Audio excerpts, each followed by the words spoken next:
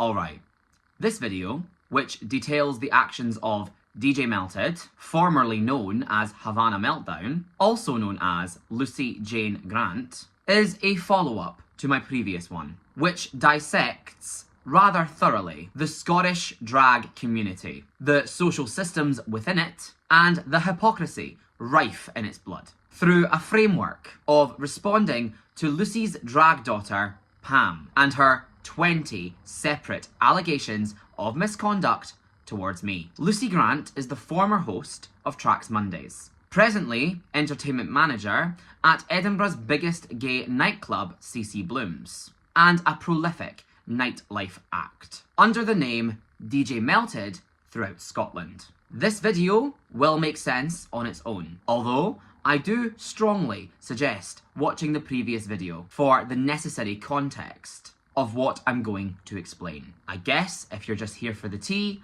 then I'll cut to the chase. Lucy Grant has ran a vicious and manipulative slander campaign against me for the last 5 years, since I was 20 years old, falsely alleging that I am a child predator and a paedophile. This has no basis in truth and has been completely invented by her for malicious purposes, and specifically as an attempt to destroy me so that I could not come forward about the abuse that I have faced at her hands. I am done protecting her with my silence and letting her narrative be the one and only. It is time for the truth. 1.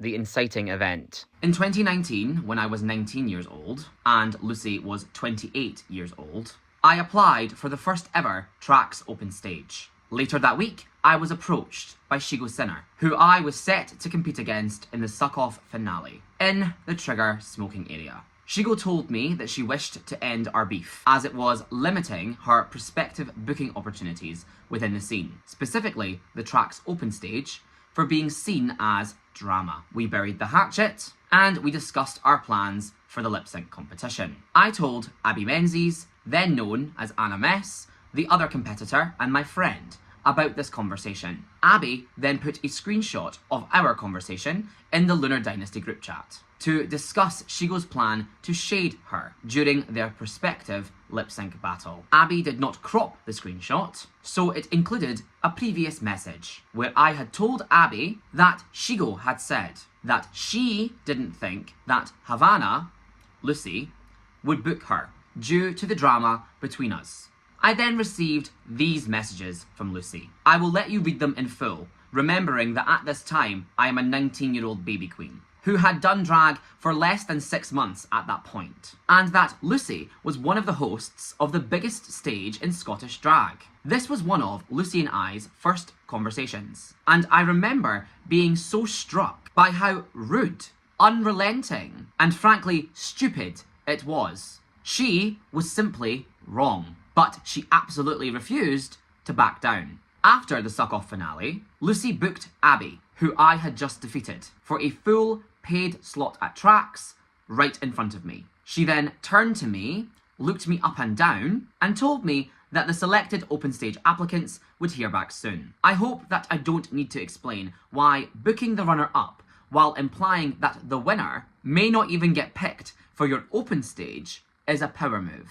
I had been warned that Lucy was like this, and I treated it as I did any other hazing activity from the established queens at that time, which was to try and not take it personally, despite it being very hurtful. Fast forward some time to lockdown. During a resurgent moment of the Me Too movement, there was a trend on Twitter, #IWas, in which people shared the age that they were when they were sexually assaulted. I took part, posting that #I was 19. And that I was 11. Which referred to the sexual assault that I had experienced the week before Lawrence Chaney's rape joke at my expense. And the sexual abuse that I endured as a child, which I outlined in my previous video. At the time of my tweet, I had recently turned 20 years old and had been in the scene for about a year. So it was very scary for me to open up to the community that I had been a victim of sexual violence while they knew me, because at that time, I was very ashamed about that.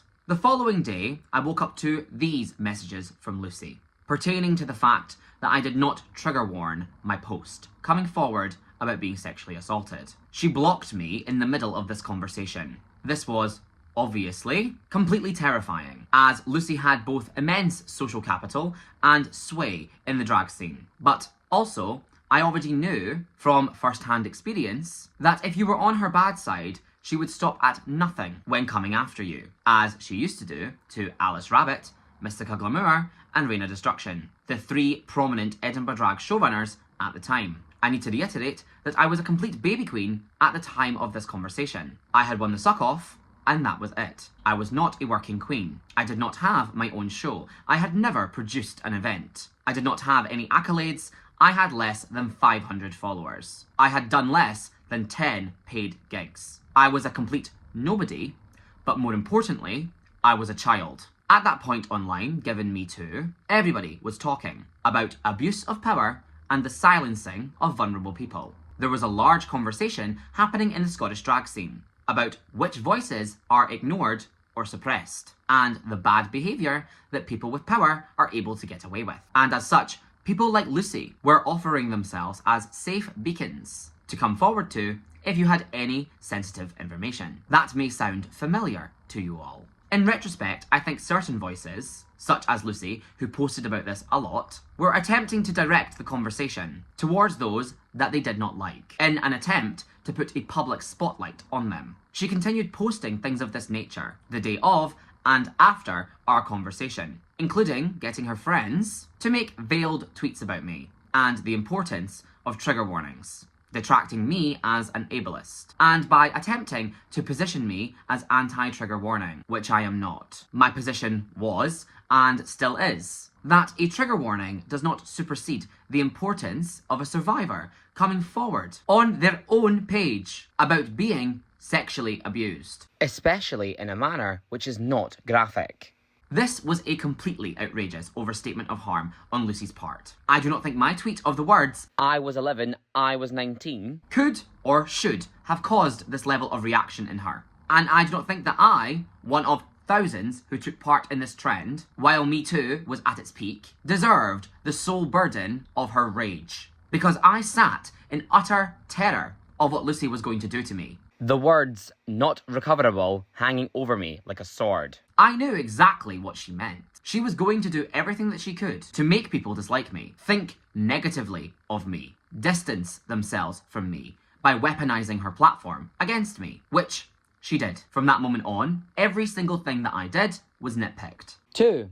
The bullying. A few examples. I was booked for a Mother Tucker digital drag show, and I did a sideshow performance, skin stapling, to Only Love Can Hurt Like This by Paloma Faith. The entire time, Lucy commented things in the Twitch chat, along the lines of, "This is so dangerous. Make sure if you're going to do something like this, you actually know what you're doing. You should never staple your face, you could cause nerve damage," etc, etc. Just comments, veiled as concern, to instead put negativity into everyone's heads during my number. For the record, of course, as I said, I am sideshow trained, and obviously, during everyone else's performances, she was nothing but positive. During the airing of the Shitstop, Stephanie and I's YouTube review show, Lucy did a Twitter thread meme which was like for an anonymous opinion, and Stephanie liked it. Lucy then proceeded to tweet, "You have potential, but be careful what kind of double act you tie yourself into, and how people may think about you because of who you hang around with," which was an overt attempt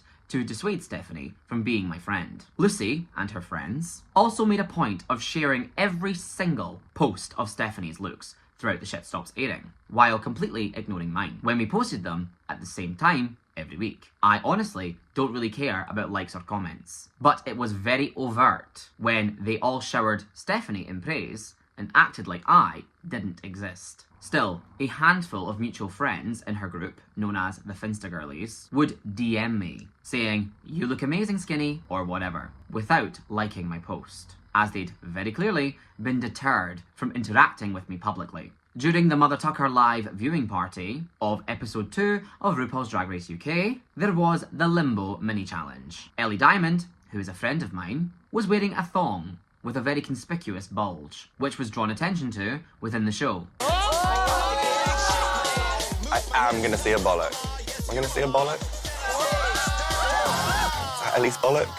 That's Ellie's bollock. I posted in the live Facebook feed, not Ellie the Tuck Diamond. Lucy then proceeded to make comments in the chat of, why does anyone think it's appropriate to make comments about other people's genitals and tweet about me and encourage others to do the same, implying that I had been sexually inappropriate and invasive towards Ellie Diamond by making this joke. Ellie, of course, had no issue. At one point in 2022, after I won Suck You, a Scottish drag fan by the name of Bex Shevlin made this parody of the Suck You pageant, calling it the Honk Off, which was later colloquially known as Honkers Drag Race or the Honkers List. For some reason, Bex let Fairy Liquid, one of the people named in this parody, follow her private account. And obviously, this made Fairy very upset to read. From what I understand, Fairy was at a show, which Lucy was also in attendance at, when this happened. Lucy manipulated this situation into that I was the author of this parody, and that it was all about making fun of people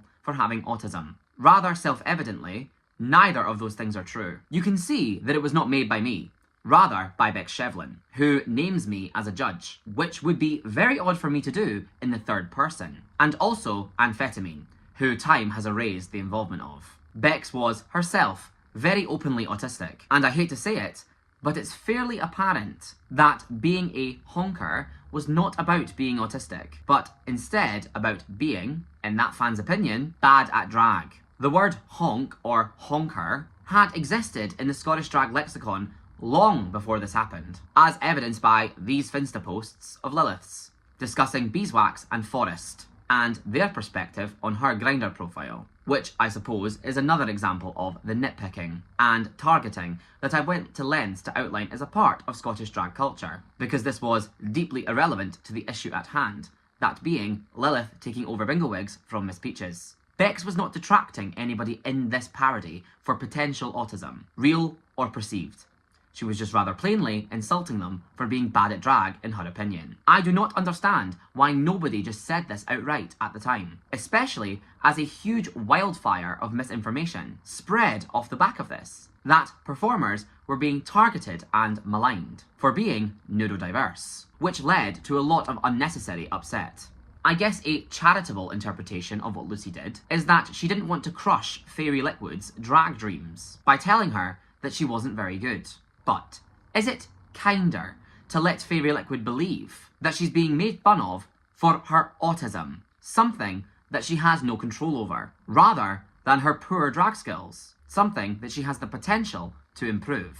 I think that this comes from a place of infantilization, which is frankly ableist itself. The knee-jerk response to comfort someone of, "Aw, it isn't your fault," is because as a society, we see removing a disabled person's autonomy as an act of kindness. And I've never understood that. I actually think that it is significantly more evil to manipulate Faye, or anyone else for that matter, into believing that they have been gatekept out of drag gigs because of their protected characteristics, rather than just being honest with them, that they are presently lacking as a performer or a makeup artist. Two skills which can be improved with practice. And frankly, I think this applies in a lot of situations. Obviously, the more likely reason being, Lucy chose to do this because reading a queen for being bad at drag is less compelling of a reason to cancel, blacklist, unfollow and hate someone than ableist bully. Even though, once again, in this instance,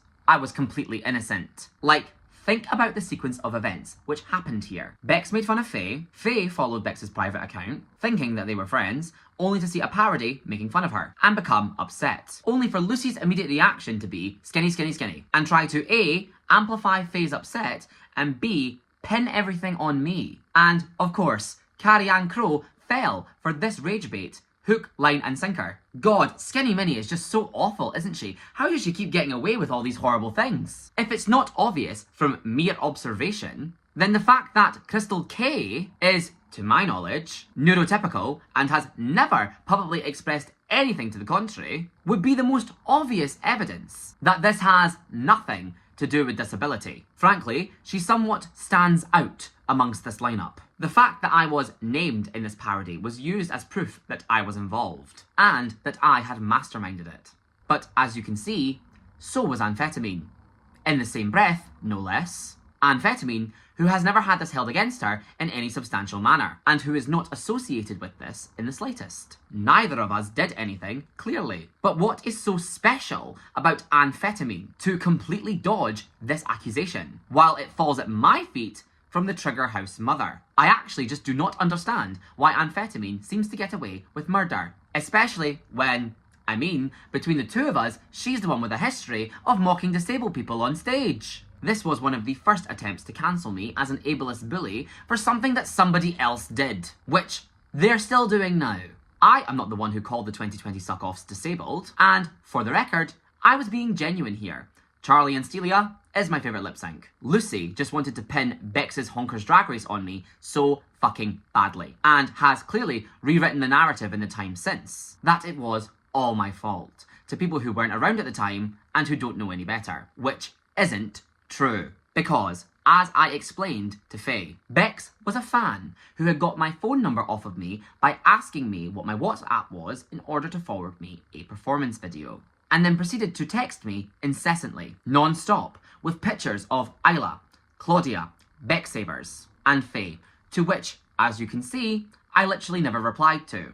And when Bex was outed for this behaviour through her own stupidity and short-sightedness in letting Faye follow her private account, she tried to pin all of this on me and Tiana, saying that we brainwashed her. She was even threatening to out these screenshots of Skinny Minnie being evil, which are, in order, the use of the word honker as a pejorative, which I've never denied using, and I have already explained is not rooted in any kind of bigotry. Me saying that I was apprehensive that Becsavers was going to ask to be my drag daughter, because I had heard that that was something she wanted, and I was uneasy about letting her down. And my assertion that people within the scene copy higher tier performers that they wish to emulate the career of, such as Scout being a bad version of Lawrence Chaney, which I stand by. And that Stelia Man was a bad version of Carrie-Anne Crowe, which I do not stand by. I now believe that Stelia Man is a good version of Carrie-Anne Crowe. As always, lie, scapegoat, scapegoat, scapegoat. Pin everything on Skinny. And who was welcomed at tracks? The person who actually made the honkers list that you tweeted about, Lucy. And further, Trigger. But I'm the villain for saying that I'd have sex with Isla Topham. Newsflash, I would. Isla knows that I find her attractive. We have literally exchanged nudes. This was not a secret. Why is the idea that I could find Isla Topham attractive so unthinkable to you? This screenshot was used at the time by Shigo to justify dropping Tiana from a Bingo Huns gig, as if it's indicative of literally anything. And Shigo hasn't said much nastier stuff publicly, just salivating at the idea of damaging Tiana, most likely due to her association with me at the time. Meanwhile, Lucy and her friends have a playlist of rotten drag, added to by Loki Love Handles, Carla Zoni, and Tina Justina, which, rather conveniently, includes every single one of the people featured on the honkers list. So, if it's mocking people with autism, which, again, Crystal K just doesn't have, by the way, you have literally just plucked this out of thin air, then what exactly are you doing? I'm an evil, ableist bully for not getting on my soapbox in the middle of a conversation to dissuade casual use of this language about the 2020 suck-offs. But you have a pre's and afters playlist full of that same content to sit and laugh at, making fun of Birdie Bird, Isla Topham, Orgasma Sanchez. Hey, I hope you don't mind. I need some white noise to help me get to sleep. Is that okay? Yeah? Smashing, okay. Thanks. Good night. Hello everybody, it's me, the lovely Orgasma Sanchez. Everyone else on this absolute trash playlist. But yeah, I'm the one and only big bad bully, aren't I? When this is how you speak about neurodiverse people behind closed doors. So, I go away from the table very briefly, and like my jacket's on like the chair, so is my bag on like the bit of the table I was sat at, with like my bucket of wine and things. So I go away from the table, and I come back, and there's this wee lassie who's obviously set her face with fucking highlighter, and she's got her bag on my chair, her jacket draped over my jacket as if she was sat there, and she's going through her bag to change her shoes, and I was like, hello? And she was like, oh, my feet hurt. And I was like, okay.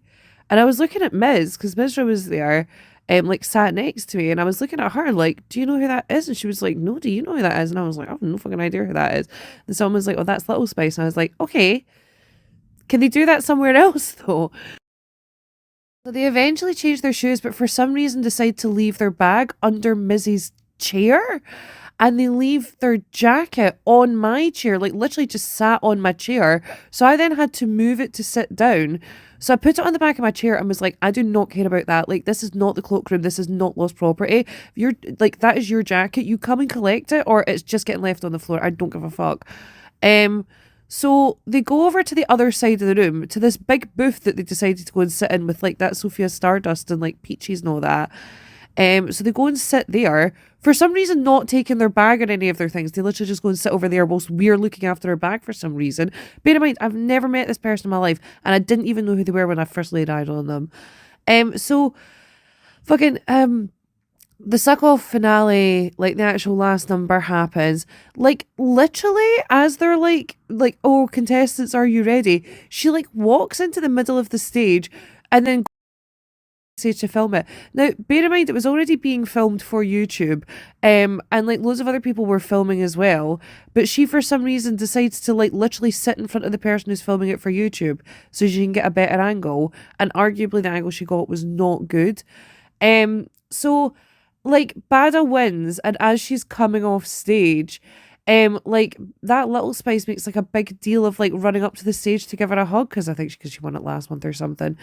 And then she fucking keeps coming back over to the table to go into her bag. And then at one point she was like, where's my jacket? And I was like, baby, I don't know who you are. You need to look after your own things. And she was like, oh, my jacket was on this chair. And I was like, well, it shouldn't have been on that chair. She was like, oh, can I check and see if it's on the ground or anything? So I just got up and walked off. She found her jacket on the ground and then wandered off. But I was just like, gal, do I look like your mum? Do I look like the cloakroom? Like, what are you doing? Like, Stephanie, she was sat in a booth. Are you telling me that in a booth built for like fucking 16 people that had the grand total of 4 cunts in it, that she couldn't have just put her bag and her jacket there? Like, why is it that my chair that already had both mine and Francie's jackets on it became her designated resting spot for her shite? I don't know who she is. Stephanie, she put her handbag under the chair of a stranger. What a fucking weirdo. The reason that I have included this voice note of Lucy speaking about Little Spice is twofold. Firstly, I think this just demonstrates that she is an unkind and nasty person behind closed doors, but will present herself to the public as caring, trustworthy, or a mother-like figure who people can come to with their issues. Secondly, if you watched my previous videos, you'll know that I was dragged across the coals as an ableist bigot for not graciously welcoming a disabled person to sit at my table at Suck, the same show, even though I clearly communicated the reasons why to Sam at the time and gave him guidance on how to ensure his own access needs were met. In this instance, not only does Lucy belittle Little Spice, a neurodivergent baby queen, she actively refused to help them, and indeed sabotaged them, with zero direct communication and cruel bitching about them to follow. Lucy, a scene leader and the face of Tracks, the biggest stage in Scottish drag, would be known to Little Spice, even if Lucy didn't bother to learn who they were, and Suck was obviously a space that Spice felt safe in, which is clearly why Spice felt comfortable to leave their belongings with Lucy. This is one of the most textbook examples of why casual scene nastiness is actually ableism that I can think of. Lucy is othering Spice for no reason except perceiving them as a nuisance due to neurodivergence, when Spice would have perceived Lucy as a safe or trustworthy person. It's actually quite sad. Skinny Minnie has engaged in despicable behaviour, hasn't she, Elizabeth? You do not get to call someone a bully for the same behaviour that you are engaging in behind closed doors. That is projecting. Are we all ready to admit the truth now? And look at Carrie Ann, once again, pathetically, trying to act like this was another Skinny Minnie was called out and stayed silent moment. When, no, I actually had quite an extensive conversation with Fairy about this. So, what the fuck are you on about? This is what I was talking about when I said that there is an asterisk next to your name, forever, even after you resolve conflict or dispel lies. Every single thing that Carrie Ann Crowe has accused me of in this tweet, I didn't do. And perhaps, more importantly, she has no evidence of. She merely operated off of hearsay. Because people, in my opinion, would deliberately exploit her vulnerabilities in order to rile her up, knowing that she would take to Twitter and act the fool. If you think that Femme Brûlée posts a lot of exhausting, hard to follow material on social media, then you have no idea what it was like to follow Carrie Ann Crowe between 2020 and 2023. Do you not realise, Carrie, that when you are publicly known to hold distaste for, say, Rujazzle and myself, then people in the scene will come to you with negative stories about us in an attempt to curry favour? Do you think that Shigo was in your replies 24/7 out of authenticity? Or did she pick up on, from the very beginning, that shitting on us would win you over? Let's disqualify anyone that goes to Queen. I've been on the receiving end of this, I don't even know how many times. As an example, when Lilith, Sissy, or Rome and I experienced a breakdown in our friendship, lots of people orbiting us would bring negativity or gossip about them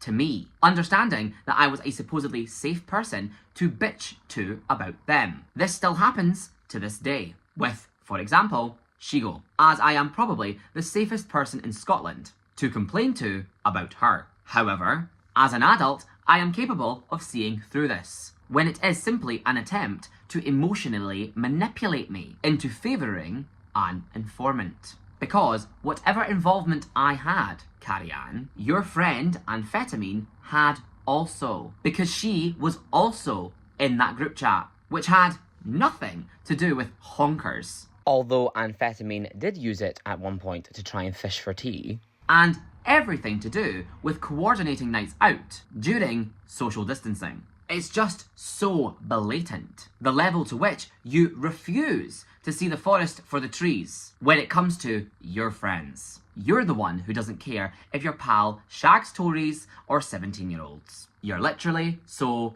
fucking draining. Further, despite what Pam says, not everything needs to be a public saga. In fact, the fact that it was all so public is exactly what dissuaded people from challenging your narratives, out of fear of becoming targeted themselves. And the conversation that I did or didn't have with Fairy Liquid literally has nothing to do with you. You just wanted an excuse to attack me. Because you were mad that my lived experience didn't match your victim narrative. You were the queen of the outcasts who permitted my outcasting. And so you tried to put things like this on me against all logic. I didn't stay silent, Carrie Ann. I just don't treat my public drag Twitter account the way that you do. I wish you would try staying silent on matters that you have nary a clue about, Carrie Ann. So, is this why you were so cruel to me, Pix? Because you believed a lie peddled by Lucy from 2 years prior? Did that give you permission to drag random, innocent Glasgow food bloggers into this? Did you forget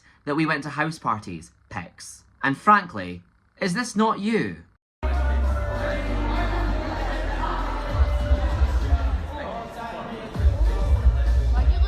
Yeah, what was that about being friends with a racist again, Oliver? Right. So what about living with and dating one? Did you support and uplift Pix through their racist edgelord phase, despite denying everybody else the same grace? Or understanding in the exact same circumstance? Oh, no, of course not. Actually, you were exactly the same, singing along to Jesus Christ is my N-word. So rhyme without further ado, take it away, Mary Sue. Jesus Christ is He's the son of the original G.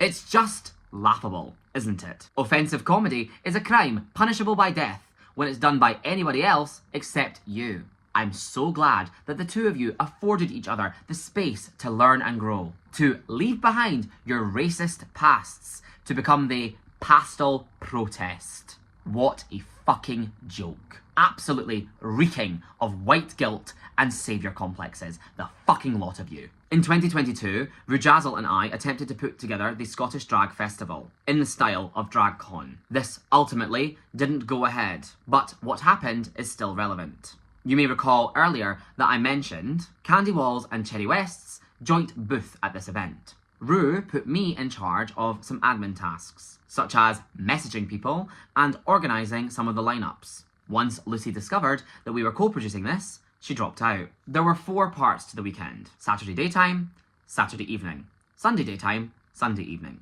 The daytime was filled with pop-up performances on the main stage themed around a certain type of performer, such as comedian or dancing diva. The Saturday evening was set to be a Scottish drag spectacular, and the Sunday evening was a one-night-only pageant. I'm sure that you can see the parallels to DragCon and how it handles entertainment with its after-parties or its main stage. As such, since we were running on relatively little budget, we set the fees as following: £50 for the pop-up performance, £75 for the guest judges of the competition, and £100 for every performer in the Scottish Drag Spectacular. Lucy then proceeded to tweet this. To unpack this, firstly, as a producer, Lucy will know from having drag race queens such as Ellie Diamond perform at tracks alongside local queens, that it is actually very common, if not industry standard, for different acts to get paid different amounts for the same work. 2 numbers from Lawrence Chaney are going to run your wallet significantly more than 2 numbers from a Like a Beercroft.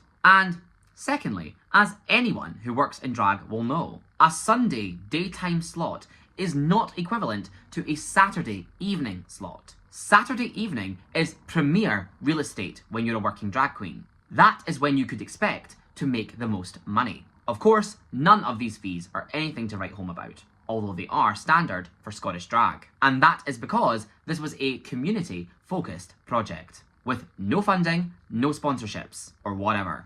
Rujazzle and I were simply trying to pool our resources to do something nice for the community. We did not do anything wrong, unprofessional, or deserving of this kind of public critique and ridicule. This was the inception of my beef with Scout, and what led to a bubbling resentment from him towards me that resulted in him publicly accusing me of paedophilia and blackface, because his ego was so damaged at being paid £50 less than somebody else. Because, again, Lucy had manipulated the entire situation to appear worse than it was, in an attempt to slander me. There are 100 simpler and more good faith explanations than what she led him to believe. Naturally, I tried to talk to Scout about this, particularly to explain the rationale behind the fees, as I was being dragged publicly over it. Of course, nobody chose to speak to me or Rujazzle prior to tweeting. And in particular, I wanted to clarify whether he had or had not said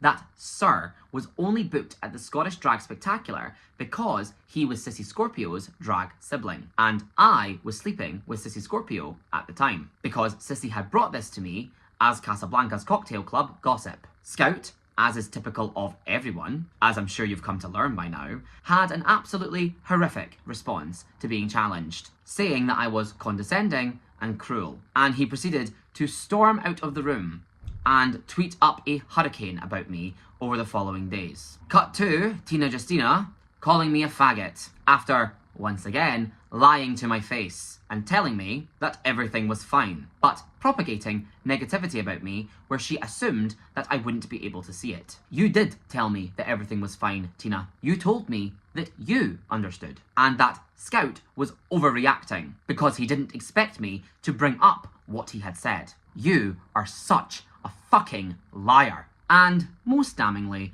this was Lucy's public reply to a tweet I made about RuPaul's Drag Race at the time in 2020, restricting casting to exclusively cis male performers, as an example of propaganda, which reinforces the idea that only cis male drag is valid. This is my politics. This is how I feel about women in drag. Juniper identified this as bullying and wanted to come to my defense. Devora Corpse, then Slay Guevara, also wanted to come to my defense. So did Lucifer.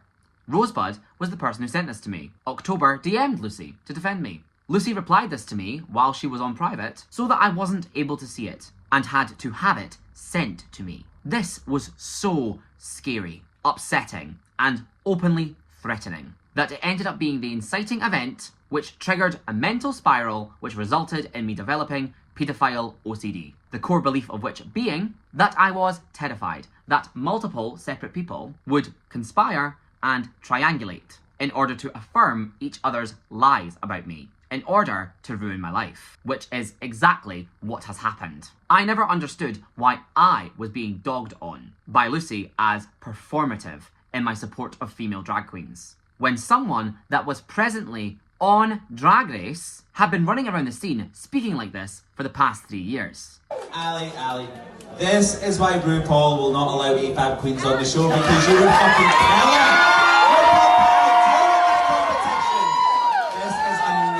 Well, yeah, and he's a misogynistic transphobe. Also, There's also that one we've had.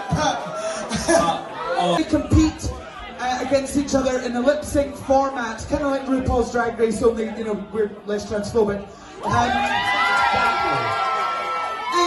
Hey, less, okay? Not fully, not trans. I'm kidding. I love it. Everyone suddenly just was like, Lawrence, what are you talking about? They did miss out on a lot of Scottish drag talent, but I would rather be famous and successful and creating a name for myself, not on the back of a transphobic man who's a misogynist.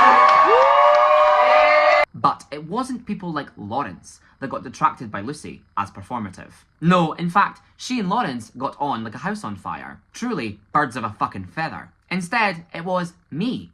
It was Lady Rampant. It was anyone that she didn't like. This was the kind of general psychological warfare that was going on. Lucy's "you're done" meant every single action that I ever took from that moment on would be taken and broadcast as a negative to isolate me, to hurt me, and to ultimately destroy me. If I did something wrong, it would be amplified by 1,000. If I did something right, then my intentions were maligned as performative. I was defined into a situation where I was the villain no matter what I did. And to be clear, this started happening when I was barely out of my teens. And Lucy is almost 10 years older than me. I spent my entire time in the scene, walking this tightrope, where I knew that I could not make a single mistake. But yes, I was the one torturing Lucy for years. That definitely sounds accurate. So, when I was reading Lucy's tweets about people in power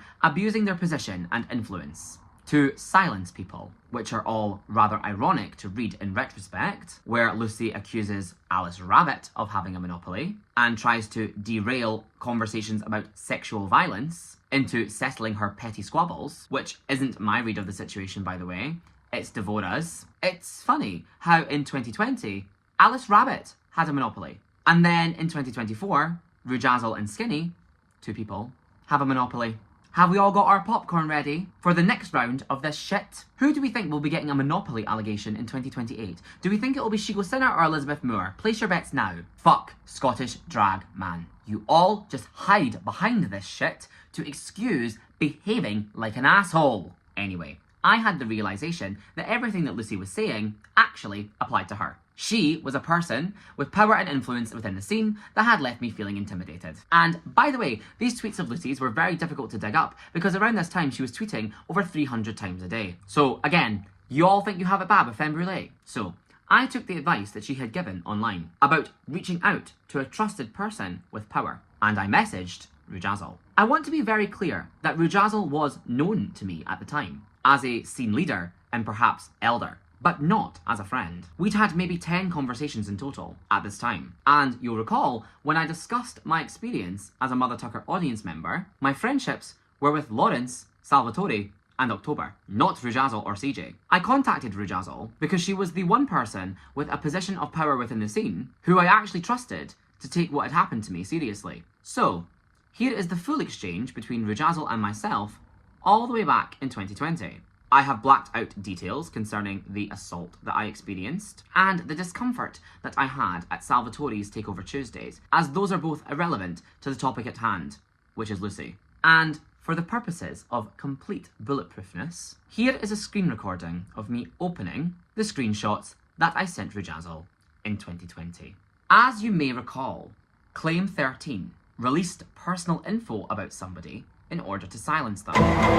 You may have heard, if you have ever been around Lucy for more than 5 minutes, that Skinny Minnie did something so unspeakably awful that it forced her to quit drag. In that tweet, that pushing her out of the scene by making her uncomfortable to be around her peers is referring to this. It was about speaking to Rujazzle about what she had done to me, because it absolutely unmasked and humiliated her as exactly what she is, which is abusive. And this has, and has always, referred to a specific lie from Lucy, that I shared explicit details about a traumatic event that she endured to Rujazzle as an attempt to silence her. But that is not true. I blacked out that information before I spoke to Rujazzle. As I said in my message to Ru, authored in 2020, I received these messages from Havana. See below. I have blacked out her initial statement, but it was an exceptionally triggering and graphic description of her own experiences, which are not my place to share, but this was not her confiding in me.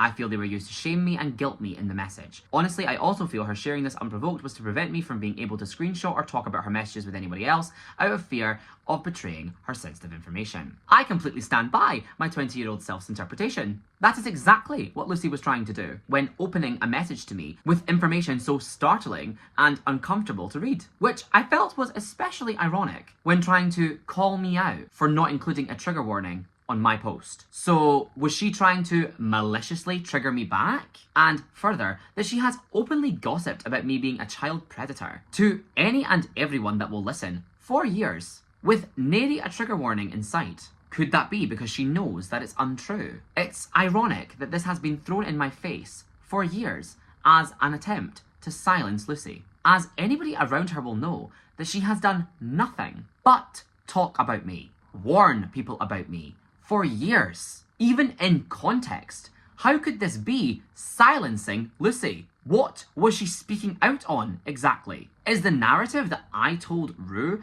personal information about Lucy so that Lucy would be too intimidated to advocate for herself? Because, you'll see, it's quite clearly the case that it was Lucy who had the position of power, the show, the clout, and was trying to intimidate me. It was her trying to police how I spoke on my own Twitter page about being sexually assaulted. She was the one doing the silencing.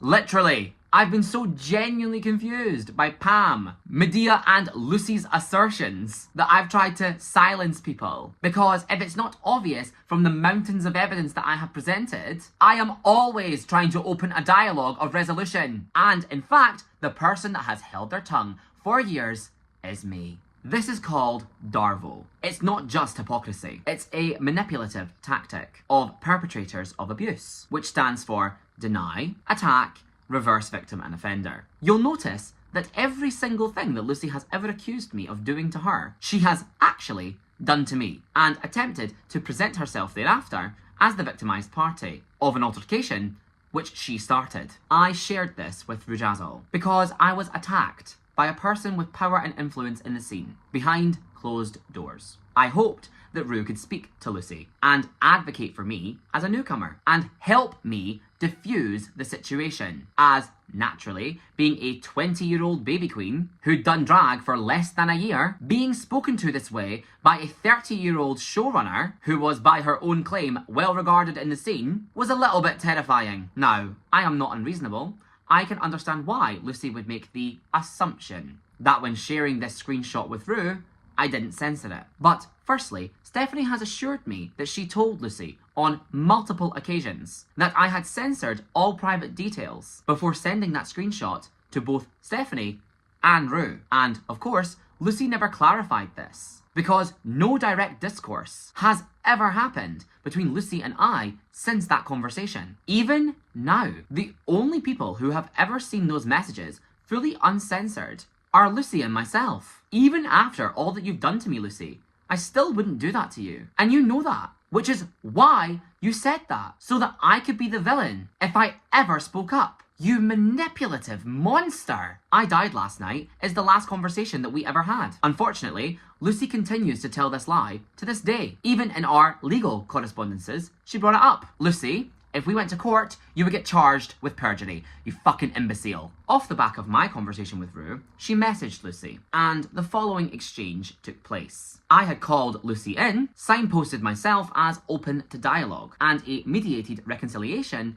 rather than a public tirade. Instead, the conversation was denied. I was immature, even though she lashed out as a result of her mental health. And I had done exactly what she had said to do in these situations. Speak to a trusted scene leader. The entire situation was, allegedly, to be moved on from, without a conversation between us. I was to accept mental health as the reason why a scene leader had behaved so abusively towards me. Interestingly, my mental health was not relevant at all during last year's saga, or ever, and I would not be blacklisted from tracks. It may be ever so slightly fucking obvious to you right now. After 5 years of constant abuse, and the Scottish drag abridged history by Skinny Minnie having to be fucking filmed. But that's the exact opposite of what happened, as I was famously the one and only person who was never getting a tracks booking. What was that about holding bookings over people's heads? Then, the next day, I sent these messages to Rue, following a conversation that I had with Lilith, in which I was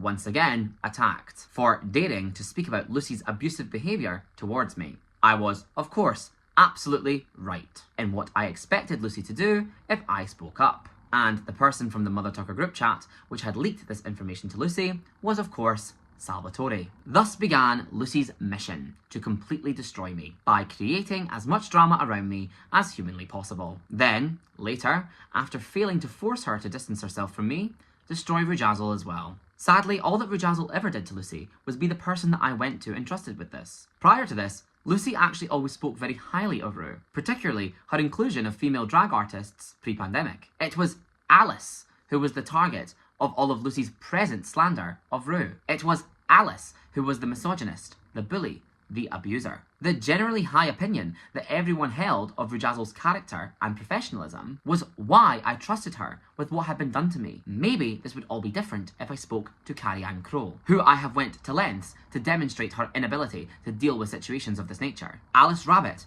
who I'd never met, and all that I'd ever heard about her from Lucy was that she was an abusive, misogynistic bully who made all of her hair fall out. Or Miss Peaches, who was my age, and I'm sure she won't mind me saying, known to be a little bit messy online. They were the only other prominent showrunners at the time. Lucy began her campaign against me because she was, as I said, unmasked and humiliated to who is widely perceived as our scene's most powerful queen. The way that Lucy spoke to me was embarrassing. I held evidence and screenshots of her conducting herself in a frankly disgusting manner. 30 years of age and speaking to a 20-year-old who had just come forward about being sexually assaulted like literal dirt, purposefully attempting to upset me and then threaten me. So, the need to completely destroy my reputation, character, and trustworthiness by any means necessary was on. I needed to be seen as full of shit, so that if I told anyone else about this, then they wouldn't believe me. As Lilith said, I must have been trying to cancel her. So, it was a race to cancel me first. It's funny that Lilith didn't think that Lucy had the power or influence to do this. Mind you, because that certainly was not Lilith's perspective when Lucy turned on her and got her banned from Subway and blacklisted from events in Edinburgh. A few years later, was it Lucy and Lilith who were so far up each other's arses that Lucy never had a single problem with Lilith having an underage drag child, going so far as to judge a pageant competed in by said underage drag child, all while posturing this nonsense and spreading that I was a paedophile. Do as I say, not as I do. Right? Therefore, not only did I have to be somebody who would never be believed if I came forward, hence the presentation of me as a manipulative liar, something which synchronized with a pre-existing narrative about me set in motion by Lawrence Chaney, who was also trying to cover up how she treated me. But I needed to be utterly hated. Lucy and her friends, over years, have systematically created an image of me that is so far from the truth by constantly spouting lies and encouraging negativity, trying to find a way to twist every single word that I say or exaggerate every single action of mine to cartoonish extremes of evil. What's sad is that Pam likely has no idea of the origin of any of this. Likely, next to everything in this video is complete news to her. She openly tweeted that she was so callous in her response to my apology and treatment of me in general because she'd seen the effect I'd had on, ostensibly, Lucy and perhaps Tina's mental health. But she didn't know the fucking half of it. Likewise, Medea. Who are the 3 women that I have abused? Is one of them Lucy? Can you point to a single abusive act that I have ever taken against her? Do you not realise that Lucy's spirals about me aren't because I've tortured her, but because she lived in fear of me becoming respected, appreciated, believed, and therefore able to unmask her? I didn't do anything to Lucy.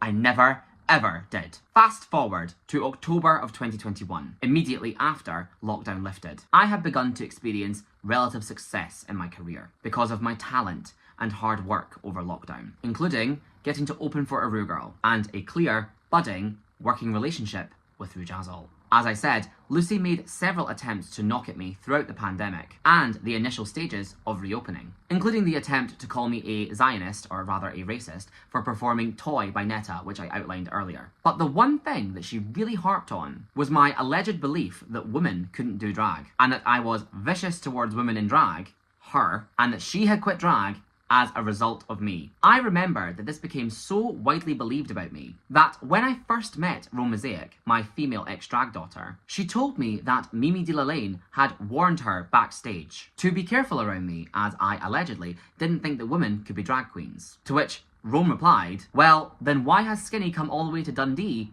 to see me? And obviously, Mimi had nothing to say in response. Like I said a few times now, this always felt to me as though Lucy was trying to create as much drama around me as possible so that Rue wouldn't book me, and so that Lucy could instead have influence over who was the best newcomer, whether that was Tina Justina, Elizabeth Moore, Carla Zoni, or frankly, Stephanie Banks. But without much success in getting me away from Rujazzle, because literally everything that Lucy was saying was baseless and Rue isn't an idiot, one day, seemingly out of the blue, Lucy chose to escalate her lies about me by deciding to accuse me of inappropriate sexual behaviour with an underage drag performer. 3.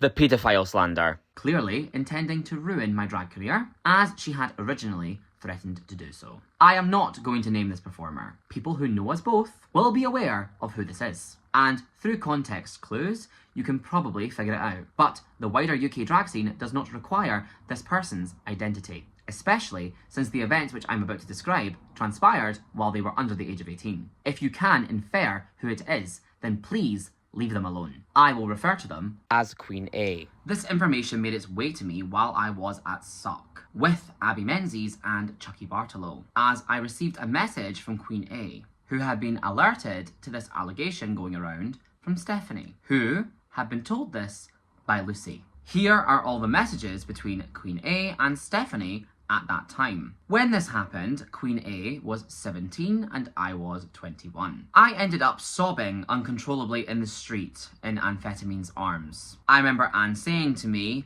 Lucy won't get away with this, it's too far. Right.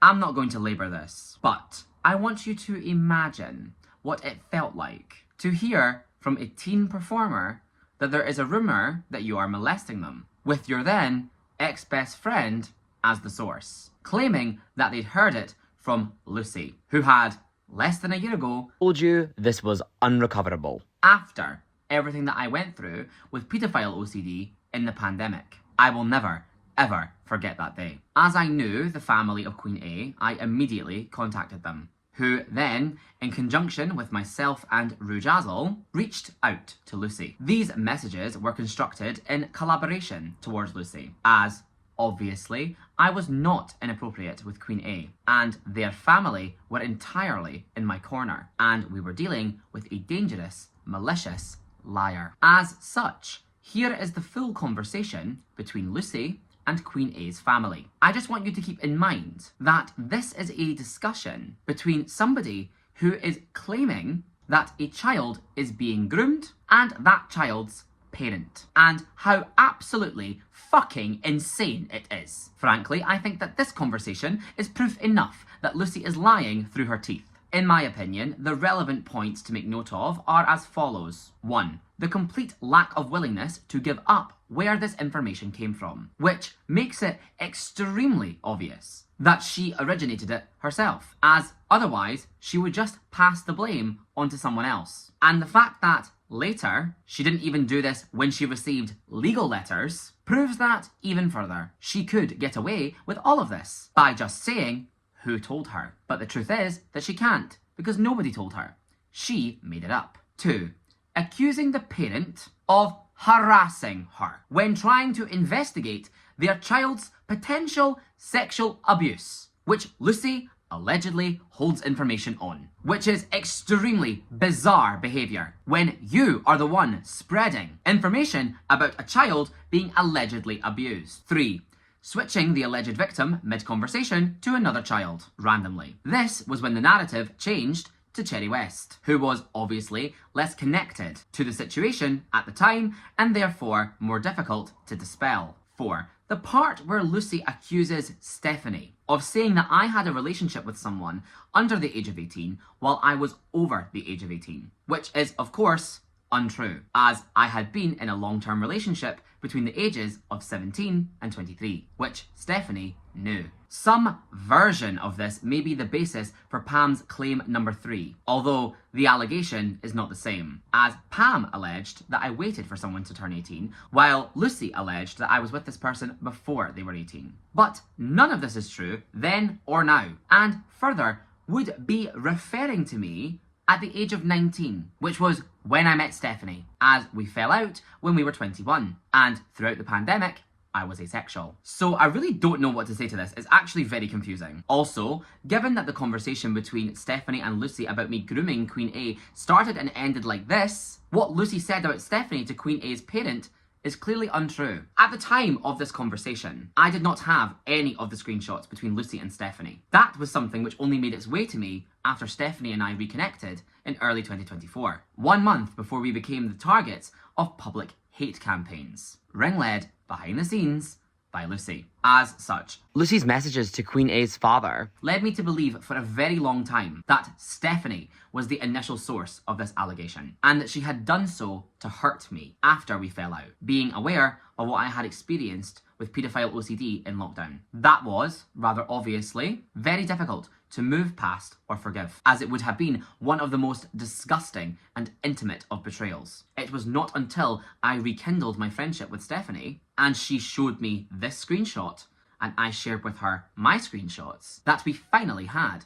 all of the pieces. Stephanie told me that Lucy never showed her the conversation between her and Queen A's family in full. She had merely explained it in her own words, clearly having done so to prevent Stephanie from learning that Lucy had laid all the blame for this allegation at her feet, and that was why I had never forgiven her. Obviously, Lucy had to be aware that Queen A's family were on my side, and so whatever she said would make its way to me. This was deliberately concocted by Lucy so that we would all put the blame on Stephanie. Stephanie also shared this conversation with me between herself and Lucy immediately after Queen A's father got in contact with her, where Lucy completely admonishes Stephanie for doing the right thing and taking the claims that she was making seriously, I think. I guess this is even more evidence of what Lucy is actually like behind the scenes, because this is blatant emotional abuse. I suppose Stephanie was just supposed to hear that a child was being groomed and do nothing about it, like the literal rest of the entire fucking drag scene. Which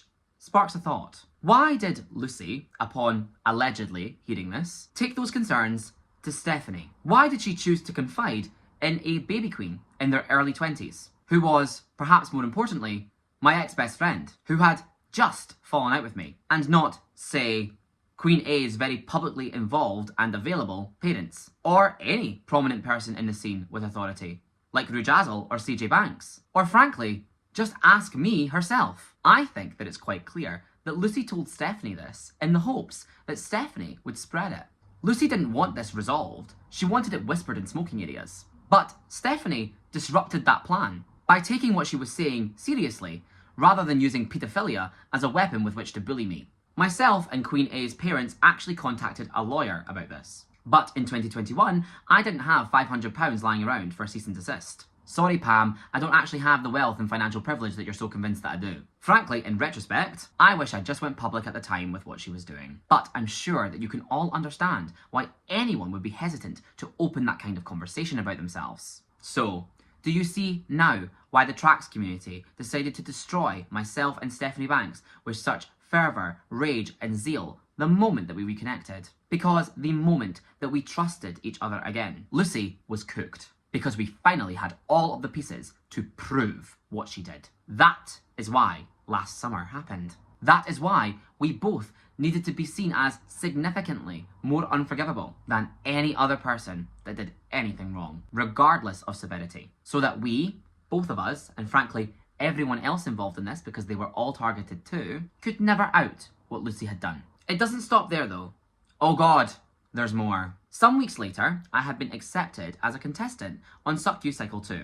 So Lucy attempted to resurface this allegation, again, as an attempt, I think, to get me pulled from the competition. She told another contestant, Charlie Bump Divine, that I had an inappropriate relationship with Queen A and was in Snapchat group chats sexting underage children. This, naturally, led to Charlie posting this think piece online, which Lucy had posted. And Charlie was threatening to expose me to the judges, which is actually what Shigo called me to tell me, because Charlie was running around the AXM smoking area during Trigger, calling me a paedophile. Shigo was another person that, despite our personal differences, actually took this seriously, which I respect.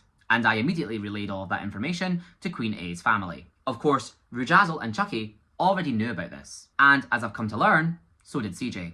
And a conversation was had at the promotional photo shoot between myself, Charlie, the judges, and Giza Gobble, who I had asked to sit in for moral support, as she was close-ish with myself and Charlie. I consented to letting the judges and Charlie go through my phone, who was then satisfied that my correspondences with Queen A and Team Scotland were sufficiently appropriate and not explicit. This was utterly humiliating, especially as a young, relatively new queen, to have those that were set to judge me, Rujazzle, CJ Banks and Chucky Bartolo, that I was also hoping to work with and impress, see me in this situation and in that manner. Afterwards, I spoke to my friend Abby Menzies about this, who had been the photographer at the promo shoot. Scout had been filling Loki in on what was going on, and in his words, Lucy's doing this because she hates Skinny, only for, years later, when Scout also hated Skinny, for him to join in. Child sexual abuse is just a weapon to these people. It's actually so fucking disgusting. Do you have no idea the gravity of what you are doing? To be honest, this whole situation made me feel like winning the competition was an impossibility. Because who would choose to crown someone with this level of controversy around them before the competition even began? Let alone want to work with them or be around them in the future. This is what I was referring to back when I discussed Majesty and Big Bird. I had already faced underhanded tactics of this nature in a competitive setting. The whole concept of creating drama around me artificially. Sadly, Charlie was known on the scene as a victim of severe CSA, which was why she reacted so intensely to Lucy's allegations against me. After this conversation, Charlie apologised to me profusely, even gifting me a Lush set, which I have only used one of. They are still in my bathroom. Known to me and my friends as my pedo bath bombs. And Charlie sent me these screenshots of her discussion with Lucy. Obviously, this is so outrageously fucking disgusting, I don't even know where to start. The complete switch up in tone as soon as Charlie is no longer a pawn to her bidding, the attempt to paint me as a manipulative liar to someone that just went through my phone with their own fucking eyes, or the dogmatic unwillingness to change her position, despite it being disproven, because Lucy will just not accept it, no matter how many times that she is told that I am not a paedophile. You've seen me in action. Doing what, Lucy? Look at all of our interactions up until this point. It is quite blatantly you that is the fucking menace. This is not the behaviour of someone looking out for vulnerable people. It is the behaviour of someone with a malicious vendetta, who seeks to render someone, as they threatened, done. And just as a reminder, all of this happened after Lucy was confronted by Queen A's family. One other screenshot that Stephanie shared with me is this, where Lucy lists all of the reasons why she suspects that I'm a paedophile, including confirming my suspicions that after Queen A's family set the record straight, the decision was made to switch the victim to Cherry West, which means that I have been accused of grooming Cherry West for A, over 4 years, and B, since way before that video in the castle. What this screenshot also confirmed to me was my suspicions. Lucy says her fear of being outed as a pedo. Stephanie had shared the details of my diagnosis of paedophile OCD with Lucy, which meant that my belief in this being a malicious, targeted, and frankly, evil attack on my deepest vulnerability in an attempt to humiliate me into quitting drag was in fact founded. I believe that Stephanie likely shared these details of my diagnosis to soothe Lucy and her concerns, because paedophile OCD is ego dystonic. so anyone with a basic understanding of it should comprehend why I would definitively not be explicit with children. However, she chose instead to weaponize it against me, which is at the very least ableist, but frankly, sick and abusive. I suppose then it's ironic, as what Lucy has accused me of, leaking personal details about her abuse or trauma that she experienced in order to silence her, is actually what she has done to me. Fuck knows how many people already know that Skinny Minnie endured paedophile OCD, because she has proliferated it to anyone that will listen through a lens of sheer malice. Further, Lucy mentions a Tumblr relationship here. I am genuinely not sure what she is referring to. I imagine that it's the same relationship that she mentioned in her DM to Queen A's family, and was the basis for Pam's claim number 3, even though those two propositions contradict one another. The only relationship which I've ever been in through Tumblr was with a boy named Derek, who lived in New York, who was 18 when I was 17, and I travelled to America to meet him. In fact, the one and only relationship that I've ever been in with someone younger than myself was the throuple. I think that Lucy may be referring to some twisted regurgitation of something that happened when I was 19 and myself and my long-term ex-partner John were on a break. At that time, I was using Tinder, and I matched with someone that I vaguely recognised, whose profile said they were 18. We chatted, non-explicitly, for a couple of hours, and I realised that I recognised him from being in my sister's year at school. I am 2 years above my sister, which meant that there was a non-zero chance that he was in fact 17, not 18, and lying about his age. So, I immediately unmatched him. 1 year later, in lockdown, when I was in the throes of paedophile OCD, this became one of my most persistent and exhausting stories of self-torture. I literally cried about this to Stephanie every single day, and she talked me off of so many ledges over this specific interaction. I was terrified that this made me, at 19, a paedophile by accident, and that B, everyone would find out about it one day and call me a paedophile. Obviously, if he was 17, which he might not even have been, then I was simply lied to. And if it is this that Lucy is referring to, then she would have heard this via Stephanie, so she would know that. As such, it is a completely manipulative presentation of the facts. Take a second to reflect on how unbelievably insane it is that I need to explain that I was maybe lied to on a dating app 6 years ago when I was a teenager because a person a decade older than me has set a slander campaign in motion of this caliber against me out of pure malice. Of course, as always, these people know so much more about my sex life than I seem to. Apparently, I had a whole relationship that I didn't even know about with a person that I spoke to once. The underagers show that Lucy is referring to was Fresh Faces, an event which took place in Slay, which was for newcomers to drag, primarily those who rose to a level of prominence in the pandemic, and young people who did not have a queer space to express themselves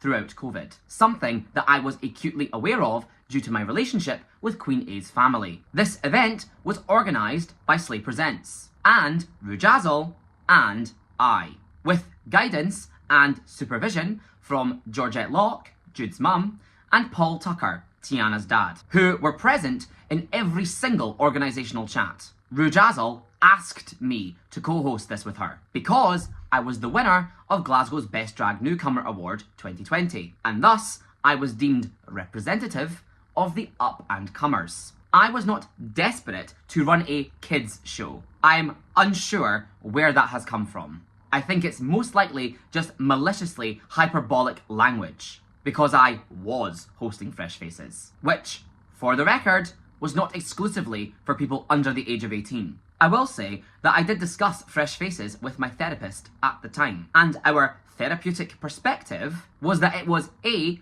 useful exposure therapy for me in overcoming paedophile OCD, and B, meaningful in that I was able to create a space in order to correct the experiences that I had as a baby queen from people such as Kiko and Carrie Ann Crow. I also just think that Rujazzle wanted to mentor me in how to run shows, because she saw drive and potential in me. The next event which we attempted to co-produce after this was the Scottish Drag Festival, which Lucy went to lengths to, frankly, sabotage. As I explained when responding to Claim 18 of Pam's, the group chat that Lucy is referring to was the Team Scotland group chat, which I was added into as a prank.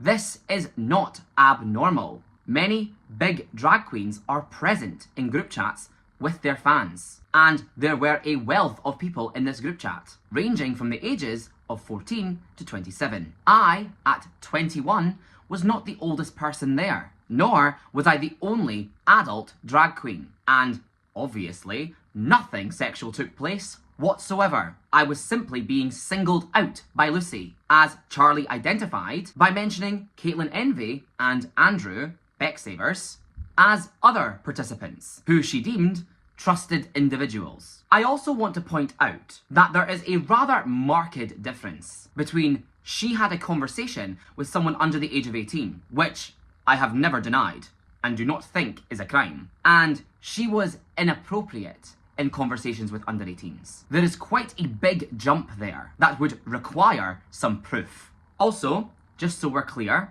inappropriate here means sending nudes to children. That's the accusation. I was apparently sending nudes in the Team Scotland group chat. That is what Charlie said to Shigo, Marla and Bearberry in AXM's smoking area. It's so ironic to me that Skinny was talking to kids is being thrown in my face. And the proof of this from Lucy is Jude told Anne. What is Jude if not a kid? And what is Anne if not an adult? What were the details and circumstances of that conversation? Jude, I am speaking to you directly right now.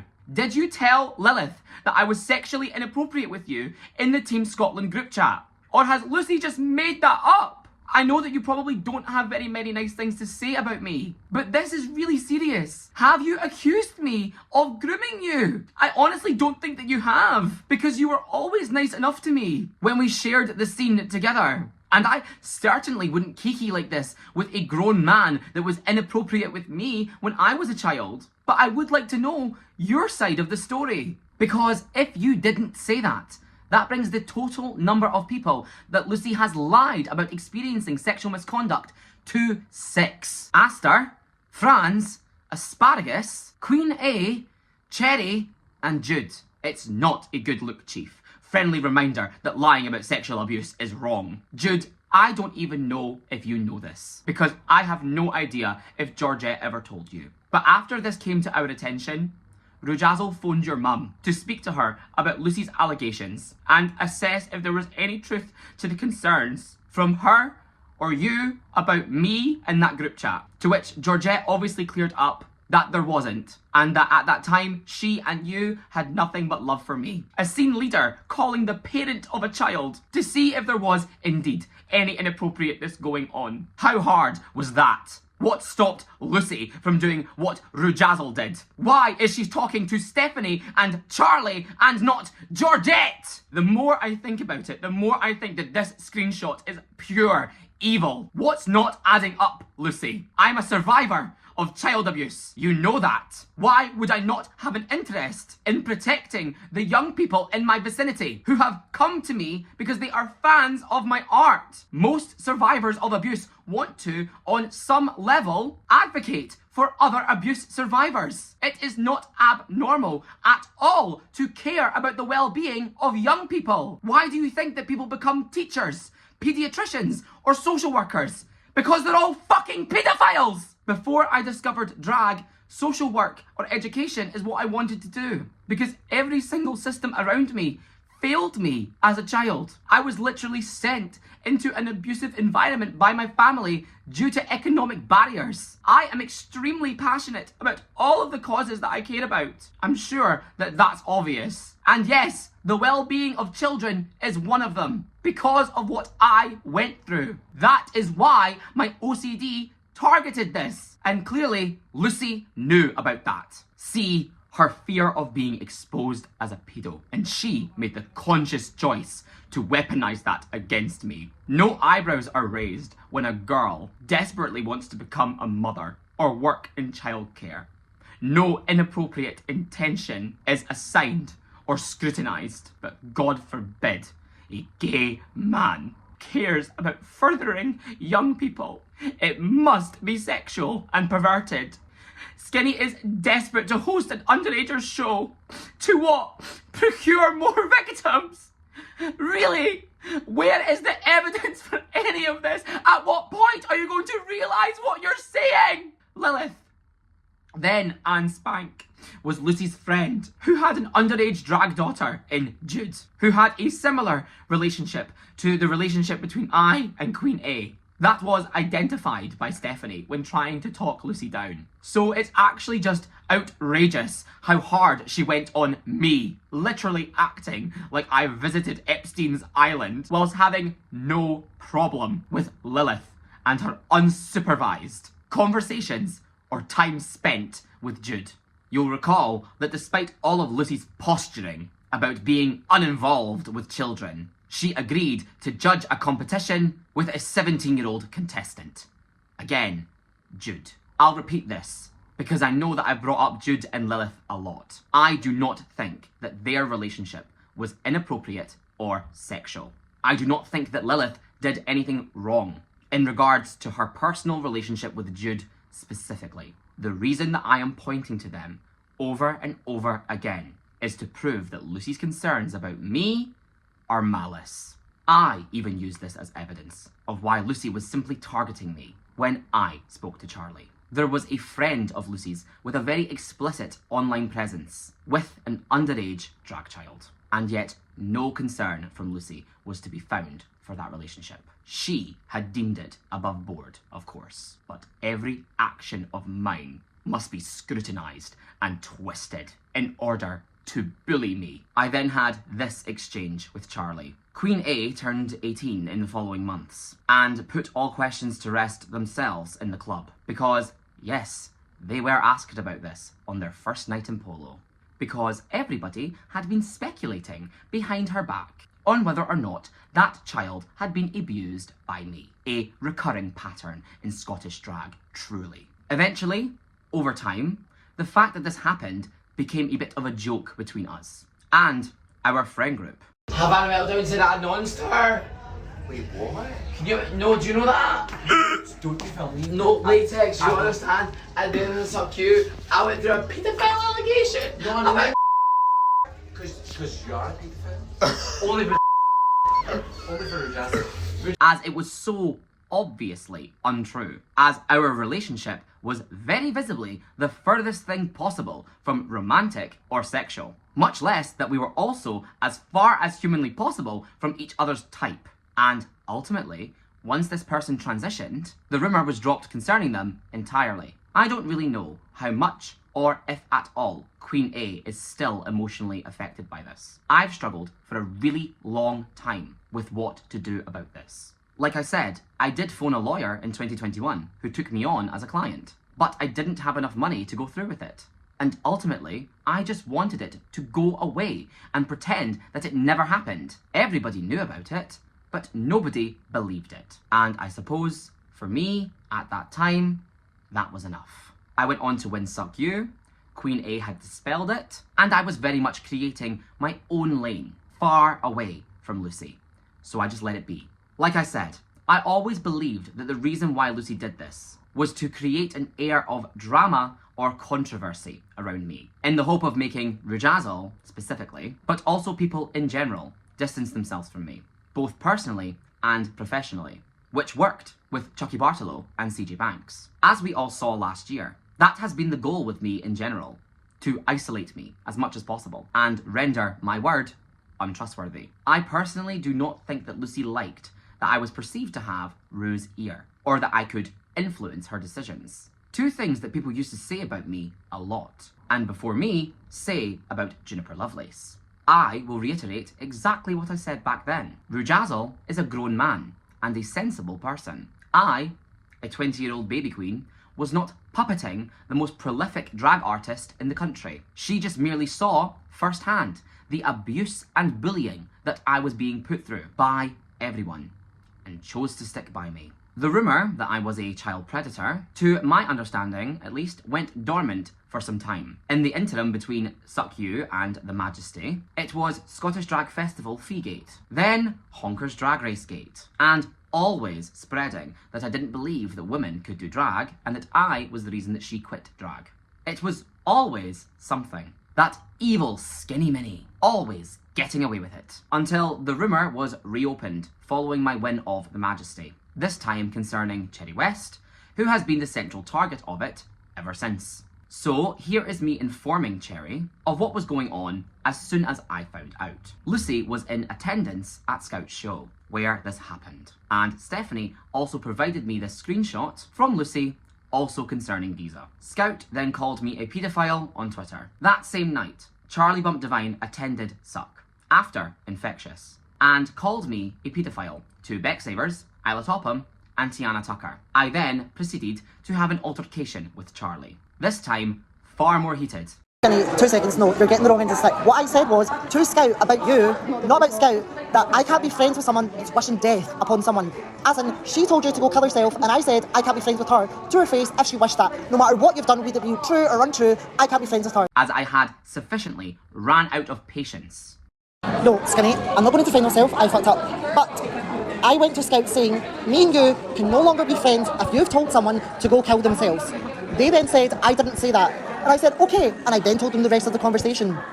Put myself in the blame for what I have done, taking total responsibility for what I have done. But you said someone, which is a very serious accusation, vomited on you and told you to go kill themselves. So I said, I don't care if you vomited on them, we've all been drunk. But if you told them to go kill themselves, me and you can't no longer be friends. To which then they denied, and then we had a conversation. And if the worst thing that came out of that conversation is they need to blend their makeup, then maybe they should look in a mirror and actually blend their makeup because their makeup skills are fucking terrible. And he's my friend.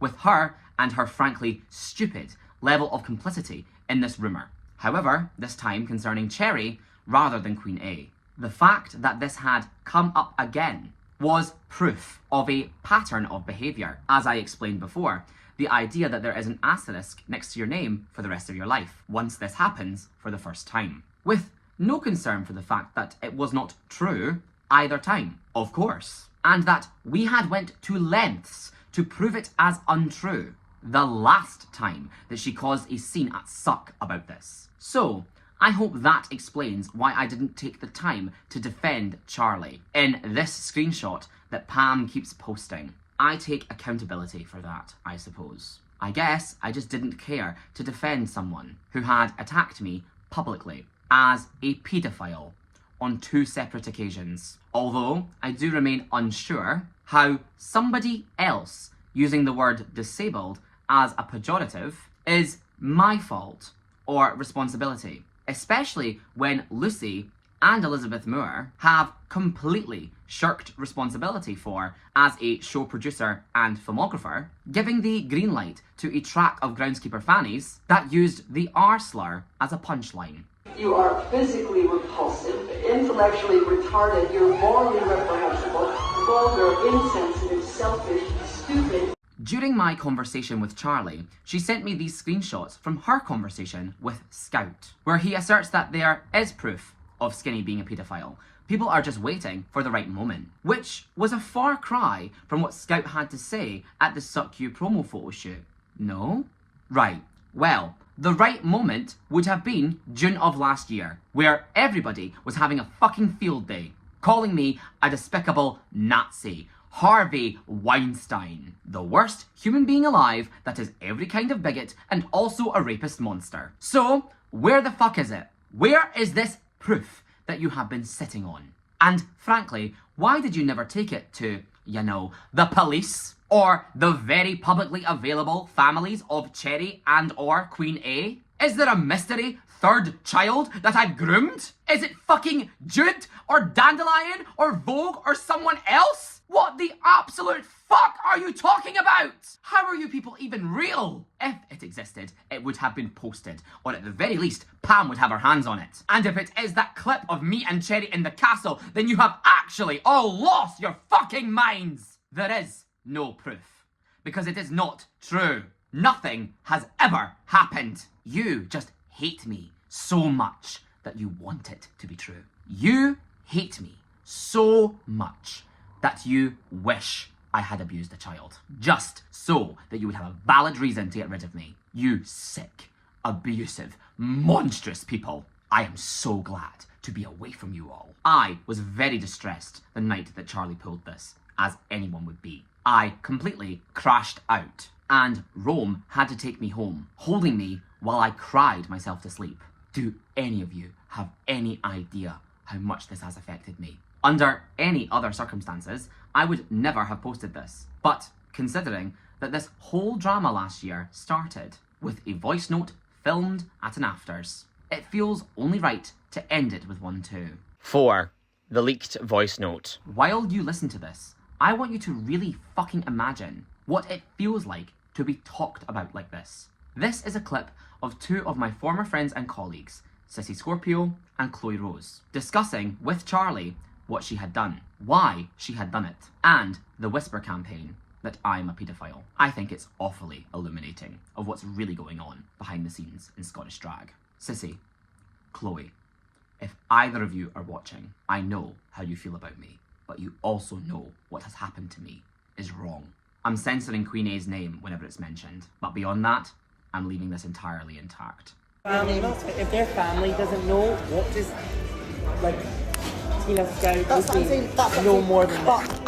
What I think Because have they told you anything specific? No.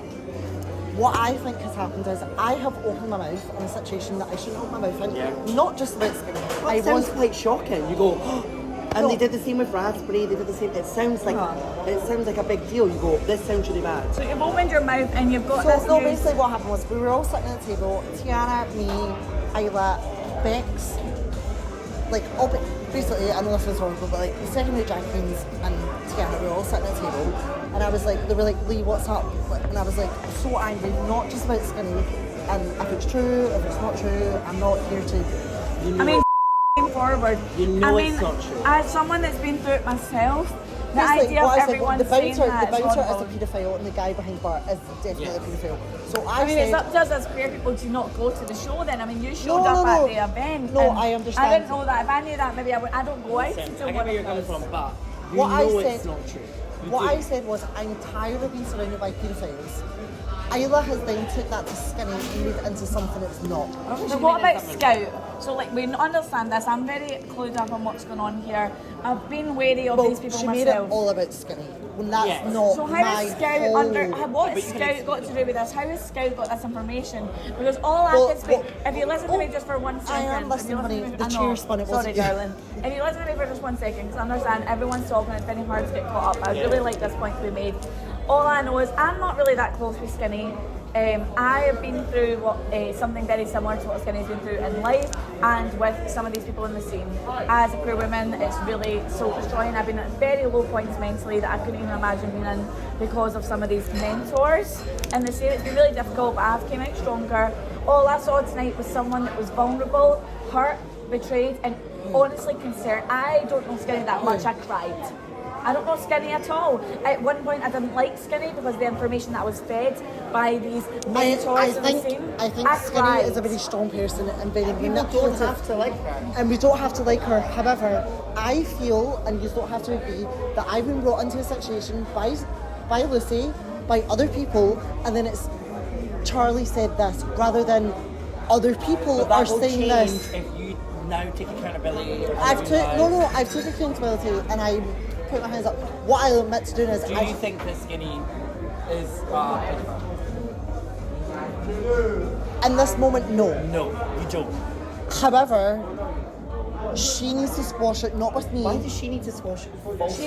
Enough has been said about that person who's a human being. Because I don't even know the doing girl. anything. This is harmful. This is a queer person that's at risk. I'm genuinely concerned with Because this then it's person's victim well-being. blaming. We need to blame the people Exactly. that are baseless accusations. That's what This I'm person saying. is at But risk of doing something really harmful because of what's happening. Jack, my issue is, and you might not agree with it, is people come to me with this information, like Lucy did, and then I tell Shigo, knowing what I was doing, I'm not a daft boy, knowing what I was doing, going to Shigo, so because Shigo hates Skinny, that it would get manipulated and twisted away. So you agree that they're being manipulative, Shigo and Lucy, essentially? Not Shigo, no. Shigo was just the one I said it to. Sorry, I don't really know Shigo. Lucy in that situation, yes. I have never been manipulated that in my life because she showed me evidence. Because Lucy's been manipulative. What evidence? Essentially, she showed me a text from dad saying, "Hey, can you explain why Skinny Money Baraba is talking to my son?" And then. Well, what she said, because I've seen the messages, was asking, why are you going around saying that? That's okay. And she said, you're harassing me. And she went, if you're going to say that my child's being abused, you better have evidence. But she didn't. Thank you. So what I would say was, from that situation, I, as an adult, should have learned to keep my mouth closed. It's not your fault that somebody's trying to manipulate you, it's how you respond to it afterwards. We are not here... Lucy tried to manipulate me. No one else did. Everything else, I was taking accountability for. We're not here to be like, I've only met you once outside tracks being performed, and I just had a brief conversation because things went wrong. Can you go back to tracks? Because I feel that there was lies spread about me. You might know about them with Aaron Proctor. I know Aaron. I mean, I'm very involved in this scene as well. So apparently maybe you don't know, maybe it's not. Because apparently I sexually assaulted Aaron Proctor, and I asked Lucy to prove it, and she blocked me. Well, then you should know. You've been a victim of it yourself. So, now, why are you giving it any credibility? No, I'm not. No. Lucy wasn't tonight. I will, as much as I like her, as much as I like. Best friends with Lucy. You think she just came up with this on her own? Lucy says this to everyone. I've heard her say it. Well, I think she was also calculated, and maybe you don't agree, and coming to me with the information. Of all the people in the scene, why would you go for the one that's been groomed at a young age? Why? Does that make sense? Honey, this is a common theme. Everybody that she's doing it to, Skinny's been through a lot as well. Me and Skinny have been friends since we were that age. We've been through the same thing together. Sorry, I just need to interrupt here to say that isn't true. I don't know why Charlie said that. I met Charlie when I was 19 and we were not groomed together as children. There seems to be a common theme in who's been targeted. Are we going to stand together, or are we going to feed into what everyone wants us to feed into, or are we going to stand strong together and stop this? And I'm the cunt. Listen, I think I understand you have your own feelings on this, and I think it has to be recognised, but I do think in this moment in time, it's less about you and more about the fact that you probably do owe Skinny an apology. No, me and Skinny spoke all night from half but Skinny walked out of here and tears. Like, it's very difficult to watch. As someone that's been through what she's been through. I enjoy Skinny, don't get me wrong, but like every person, if somebody said, oh, I don't like Skinny, it's like, let me take to that. And sometimes I go, yeah, I can see that. I think I like that. What they are not categorically is a paedophile, and there is no truth. But wait, I understand. Where did this rumour come from? It came from You've answered your own question. The same people that tried to manipulate you and come up with false rumours about you. So it came from Lucy? Yes. Right, and where has it resurfaced from? I'm not trying to call you dumb. Because Skinny's very successful and I understand what you're saying. But where, right, so resurfaced from Cherry. I worked at a show with Skinny and Cherry, and I can guarantee I was talking more to fucking Cherry West than Skinny was. Don't worry, do you know Gary King? I know their names. I feel like Gary King is one of my best friends who is like a teacher, and he teaches Cherry. So I went to Gary and I was like, there's these rumours flying about, and he was like, Lee, from what I've seen in the changing room, Skinny goes away when she's getting changed. Skinny doesn't help anything apart from the wig. Skinny barely engaged with her when I was there. Imagine you were Skinny and people were even having the conversation, could this be true, with no evidence. Imagine you'd be terrified. You would be so scared. Hard. These aren't little petty allegations of she's a bitch, he's a cunt, all this stuff. It's outrageous. I agree. It's dangerous. I'm really worried about her. And I feel horrible for that. But now that you know, you have to say to Skinny, I was misinformed. No, I will show you that me and Skinny have been speaking from 3:30 till now. Yes. But I did say, I was like, why is it for 3:30? And we've answered that because somebody made a tweet about her. I'll be texting you after. So just to clarify, I know we went through this, but I just want to clarify, just with all of us, we can all be honest, Kiki and whatever, you don't think Skinny Minnie's a paedophile as of right now? As of right now, no, because there's no evidence to prove she is. Yes. But there's also evidence to prove that she's not. Yes, and there's also evidence to prove that they have lied before. Somebody has Lucy has lied about that you've sexually assaulted Aaron Proctor apparently, like you've been through this. Have you heard that? I have not heard it. So Personally, I don't engage with the Well, time, what happened so- was last year during similar time to this, literally last year during the Edinburgh Fringe, I went to Tracks and it was like a big fundraiser. So I went there after. What does it turn into after? Oh, just a club night. Just like, so this boy literally came up to me and was like, "Can I speak to you?" And I was like, "Yeah, of course." And he's like, "You've done this at Aaron?" And I was like, "What? When? No." I feel like I've heard about this. No, I was like, "No." And he was like, "No, you got out to drag and then came downstairs and choked Aaron Proctor." And I was like, I feel like I've heard about this. Not so much your name, but I feel like I've heard the situation with Adam from getting choked. And at then- drag. It could be, I mean, honestly, Lucy, could be about you, could be about someone else. No, and then I text Lucy being like, "What happened to you?" And she was like, "Oh, I'm not engaging." And I was I'm like, uncomfortable, and then you I'm get blocked. uncomfortable, and I was like, "No, but I'm uncomfortable with what you're saying about me skinny." And then I got blocked. Just like how when she made the scene Lies at Mount Nile and she was called to task on it, she then banned me from her ring. But even at this, let me tell you, can I tell you something, right? Lucy, I was there that night with Can Peaches I- happened. what- Whilst- can I speak? Sorry, can I get the truth about Yeah, Peaches? The Peaches thing, while she might have handled herself like an idiot online, I was there that night with a whole group of people. Did she, what she said online was true? 100%. Thank you, because Stephanie Banks is a manipulative But who's liar. online? Like we're online. We're all online She's not bullying. funny. We're online bullying. We're online bullying Skinny, but no one's coming. All these people are like, yeah, absolutely, I agree. But no one's here to defend people. I'm going to speak as a person. Lucy has an upper hand because unfortunately there is a really big issue with misogyny in the scene. I've been the brunt of it. Yeah, but as Lucy uses that as a weapon. Yes. I've been a victim of it. I'm a femme performer, I'm a femme drag queen in the scene. That people don't like that because I'm a woman. All these blah blah blah blah. All things that Lucy claims, and I've been a victim of Lucy on the sense. I've been a victim of Lucy on the sense of we are women, we've got to sit together. Lucy then has manipulated the situation with me because I didn't feed into her lies. I think Lucy's because I was an insecure narcissist. But because I was successful, I was running an all-femme drag show. I was doing things, for example, people like That she Rome and wanted to stuff. do.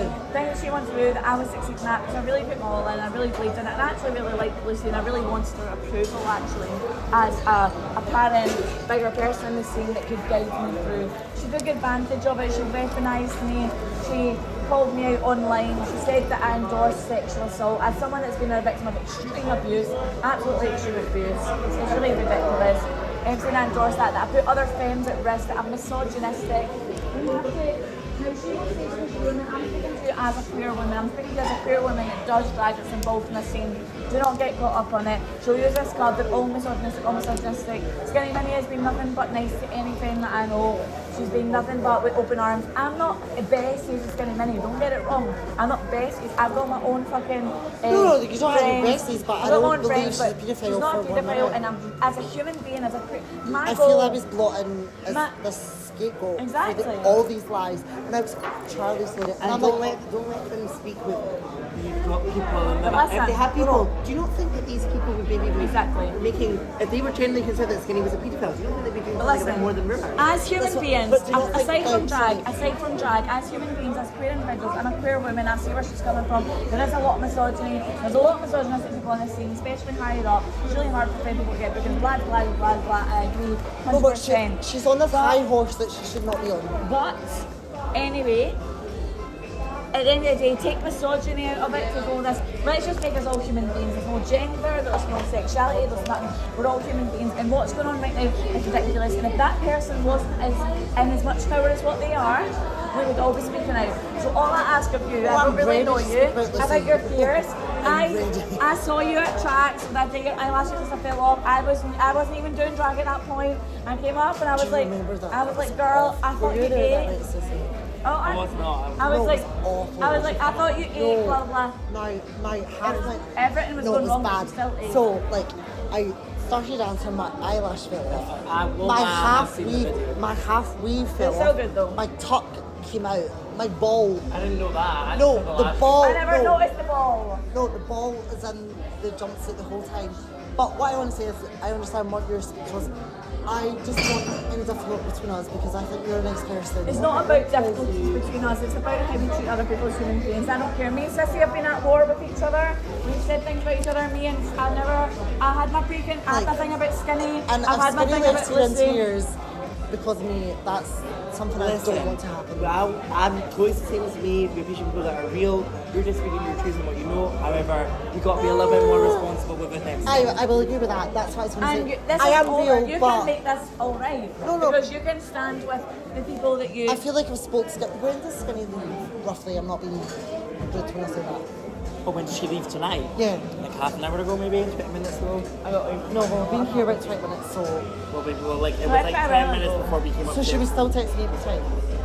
Because she was texting me from half 3 till 5. We weren't talking to her about it, but like, she might have been. She was sitting with us very upset on her phone. Like, Yeah. so she was texting me from half 3 till 5. destroying. What I have said to her is... Did you see us?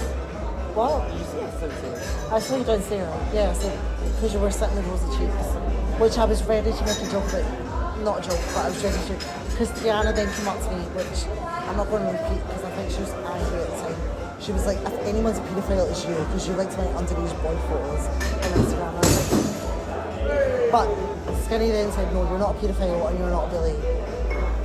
You do have to realise that, like you know, people can sound convincing, but this is like they have no proof, baseless, and they've done it before. So you can't even go, maybe they are telling the truth because they said it once before and they lied. It's not the same people.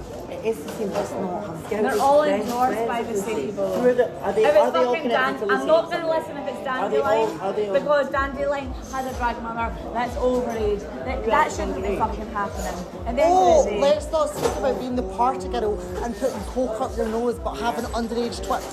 Let's not speak about that.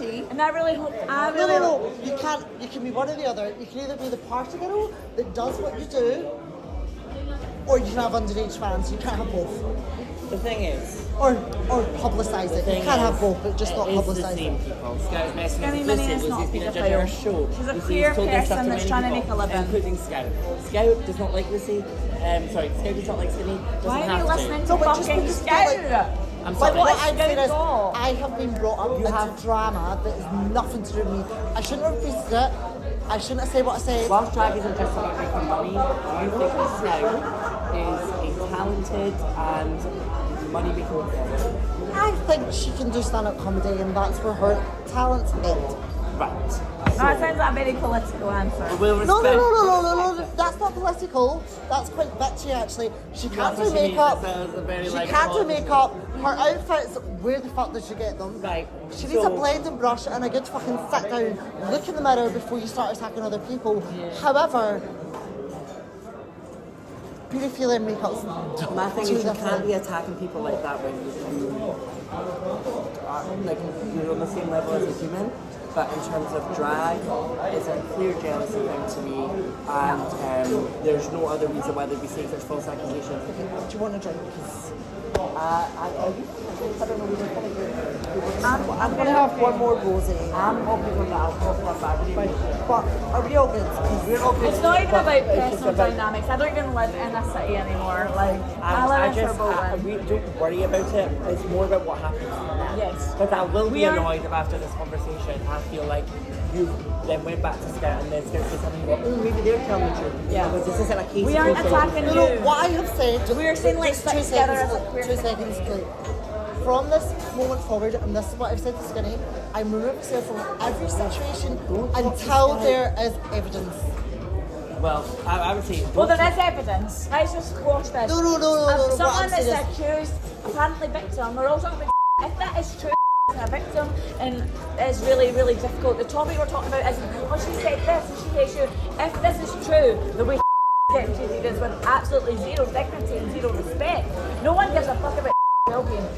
Came out and said it's not true. If people genuinely thought was getting groomed, the way they went about it is shocking. If I think someone's getting But this groomed, happened 2 years ago, and I was in the middle of it. Now, people are still right now with the same people. It's And why? disgusting. The It's cycle an will repeat agenda. itself. Just like Lucy's had an agenda with you before. It's manipulation. Don't talk to them if you know what's good for you. They'll try and rope you in if you Well, want you're to still fail. performing tracks. No, I'm banned from the She's banned from the venue. I don't know. You're banned from the venue. You're I banned. wasn't that bad way, I just been like, you're The saying last all time this you about performed Lucy, at but tracks you're was so at the House of I'm not friends with Simpson Lucy. a long Lucy time will be ago. friends with Who is Lucy's friend? She's not been friends with me since she. First of all, we're never I've friends. performed at So bonus she made tracks up false once. sexual assault rumors.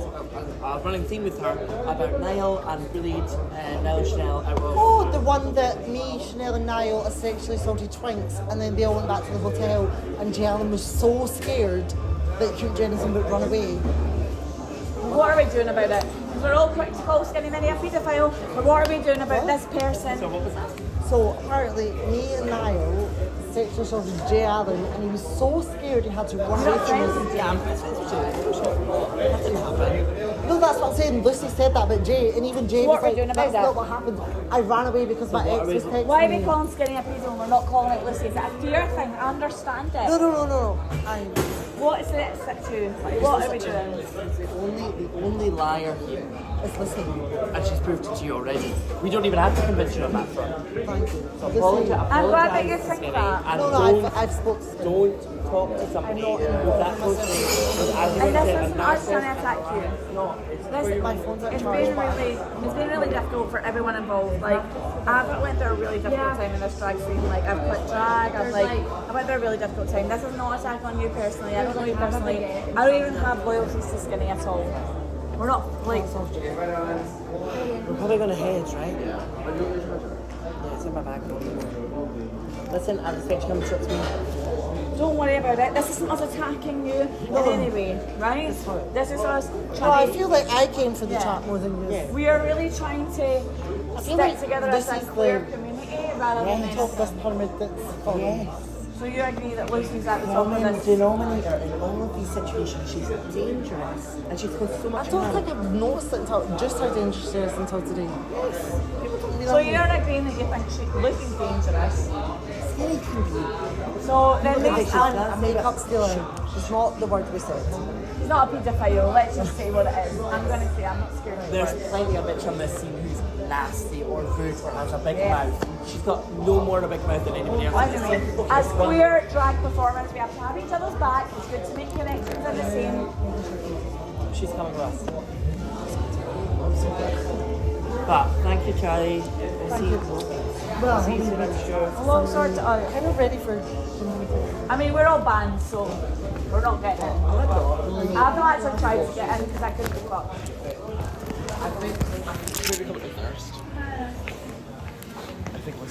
And so, fast forward to last summer. Here are Lucy's Instagram stories during the height of Pamageddon. Read this, knowing now the full context of her telling me when I was 20 years old that she was going to destroy me, and that 4 years later, every single lie, defamation, or abusive twisting of the truth had paid off. It worked. She'd created and killed a monster. This is a narcissist peacocking. This is an abuser gloating. This is so clearly, personally motivated. Everyone knows what you did, Lucy. Everyone. Or, if they didn't, they know now. You're the person that people are actually scared of, who they've all seen go to insane lengths to abuse, villainize, and destroy. Every single thing you have accused me of is true about you. So, yeah, I sued the motherfucker. Claim number 10. Sent someone a legal letter for calling her a pedo when they didn't. Yep, sure did. And that someone, Lucy, sure fucking did. Have you ever tried this one? Have you ever tried this one? Have you ever tried this one? Have you ever tried this one? Have you ever tried this one? Have you ever tried this one? Have you ever tried this one? Have you ever tried this one? Actually, she admitted to it. This was not the first time that I had attempted to hold Lucy accountable. In fact, it was the third. First, in 2020, via Rujazzle, when she threatened that I was finished. And again, in 2023, after the Fuck Rujazzle show incident, when myself and a handful of other performers sent an open letter to Subway Cowgate to ask for a mediated conversation about this kind of behaviour. All of the behaviour which I am now outlining publicly, in fact. I suppose this is an instance of the mental torturing that Pam was referring to, that I had inflicted upon Lucy. How badly I had affected the mental health of people around her for a call-in, for what is quite indisputably abusive and dangerous behaviour. It was a private opportunity for Lucy to redress and reconcile the actions that she had taken against me and several others. A chance to keep things offline, respectful, and move forward in a positive manner. Literally, all any of us ever wanted. So, what did she do? She, of course, declined. She told everybody in the Edinburgh scene about it, though, because groundskeeper Fanny growled in my face for sending that letter to Lucy at Donatella's a few days later. Lucy went on to refer to this in our legal correspondence as defamation and an attack, both of which just aren't true. Everything outlined in this email is true. And I have now proved it all with receipts between this video and the last one. Lucy, the truth cannot be defamatory. I am sorry if it rocks you to your core to have your victims acknowledge what you've done to them. Will it take this for you to finally look in the mirror? And I just want to note that this letter to Subway Cowgate is even further proof that what Lucy has done to me and others is known throughout the community. This letter was signed by Sissy Scorpio, Miss Peaches, Beeswax, and RuPaul's Drag Race alumni, Chanel O'Connor, among others. So, I know you've been waiting for it. Here it is. Here is Lucy's signed legal apology, where she admits that she did proliferate this defamation. Every accusation is a confession. It is actually you, Lucy, who has been getting called out or in for years, and been given every single opportunity to make what you've done right. Instead, you run away, and you double or triple down. How's this, Lucy? I know you're watching, or you're getting one of your drones to relay the information in this video to you. Upon getting to this point in my video, I'm going to give you a fourth chance. DM me or email me right now and tell me who it was that told you that I was inappropriate in messages with Queen A. Pass the blame. Scapegoat someone, as you love to do. Show me the screenshot of somebody else making you aware of this. Or tell me the name of who brought it up to you in the track smoking area, so that I can speak to them. And I'll delete this video. You won't. You can't. Because you made it up. And even if you somehow did manage to find some poor sod to try and blame all of this on, like you tried to do with Stephanie, the truth is that we all know fine well that it was you that kept this rumour ongoing for years. It was you in Charlie's DMs begging her to think I'm a paedophile. It's you in Pam's ear now. It's you who whipped this into what it's become. And for the record, I never sued Pam. My only legal references to Pam are that she is someone that Lucy percolated defamation to. Pam was, in fact, sued by Rujazzle. It literally just means to institute legal proceedings against someone. So, she's lying, as per, to look like Billy Big Boss, because she was wrong and she had to apologise and retract. And do you want a laugh? Lucy tried to sue Femme Brûlée for saying that she gave people drugs. Lucy, you dumb fuck. You literally tweeted this publicly. You are known to do this. You literally tried to give me cocaine when you painted me for my Women in Scottish Drag makeover series in your front room with Madison County and her ex-partner. Sue me. I suppose that when I am accused of legally threatening people, it is referring to this, since I've never initiated legal proceedings against anyone other than Lucy in my entire life. So, who are the lots of people that I've almost sued over this, Pam? So, you agree? There are a lot of people involved in the Whisper campaign that I'm a child predator. Charlie estimated around 25. But I'd love to know your thoughts, Pam, because I've never threatened to sue anyone ever. It was in fact Lucy that continually threatened to involve law enforcement against me. And frankly, I think I am well within my fucking right to take legal action against Lucy Jane Grant, and anyone else for that matter, who is spreading a lie this damaging. So, I'm going to put the full correspondences between her lawyer and my lawyer here for you to read in your own time. I do appreciate that this is a lot of dense text, so I do recommend pausing to read thoroughly if you'd like to know what flimsy arguments Lucy's lawyer tried to defend her with. Sadly, their strongest and really only argument was in fact the time bar, as you can only litigate for defamation within 1 year of the statements being made. So I did, in fact, wait too long to successfully sue her.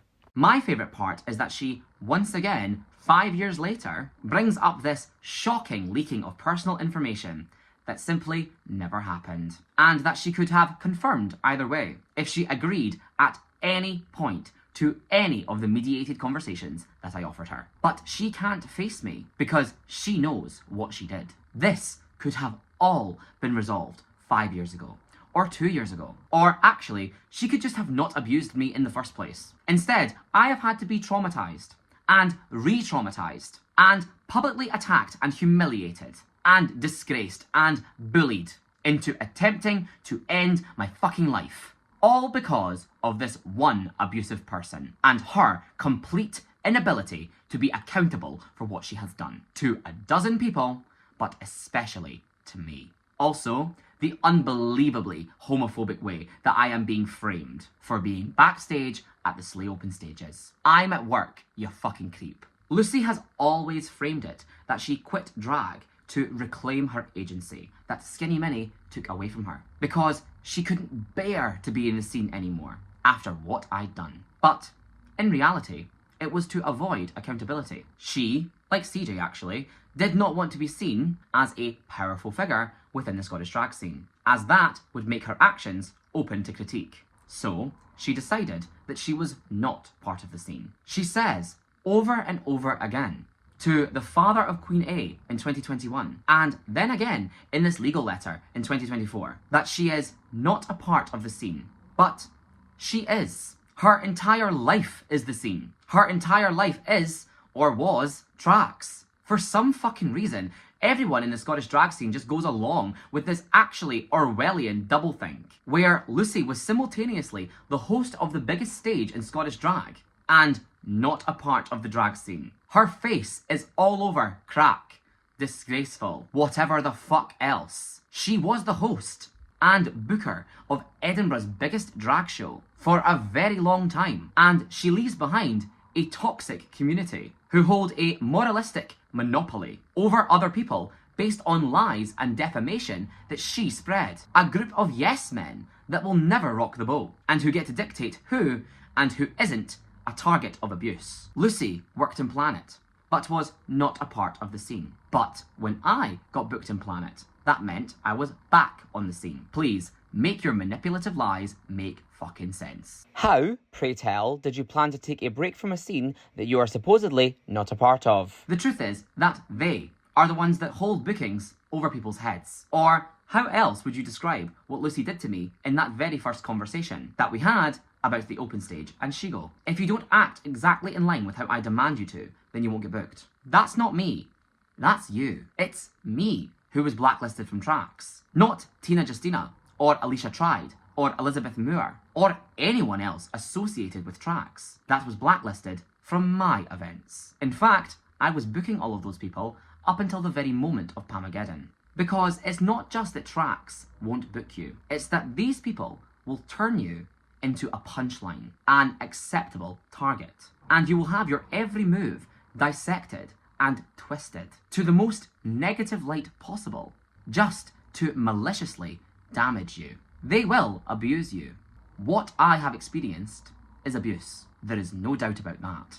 Because the goal was never to improve the scene. It was never about bigotry, or racism, or ableism, or sexual abuse, or anything fucking else. That is why every claim of one of those things that wasn't against me or one of my friends was completely ignored or dismissed. And why, for years, every single action of mine was bent over backwards to be interpreted in this way. It was always, from the very start, a personal attack to settle a personal score. It was the manipulative and abusive destruction of someone who threatened a narcissist, who, frankly, held way too many receipts of people's true colours, who knew all of your secrets. These people weaponized racism and allegations of child sexual abuse to get away with abusing me, and, ironically, to silence me. It's genuinely just disgusting. 5.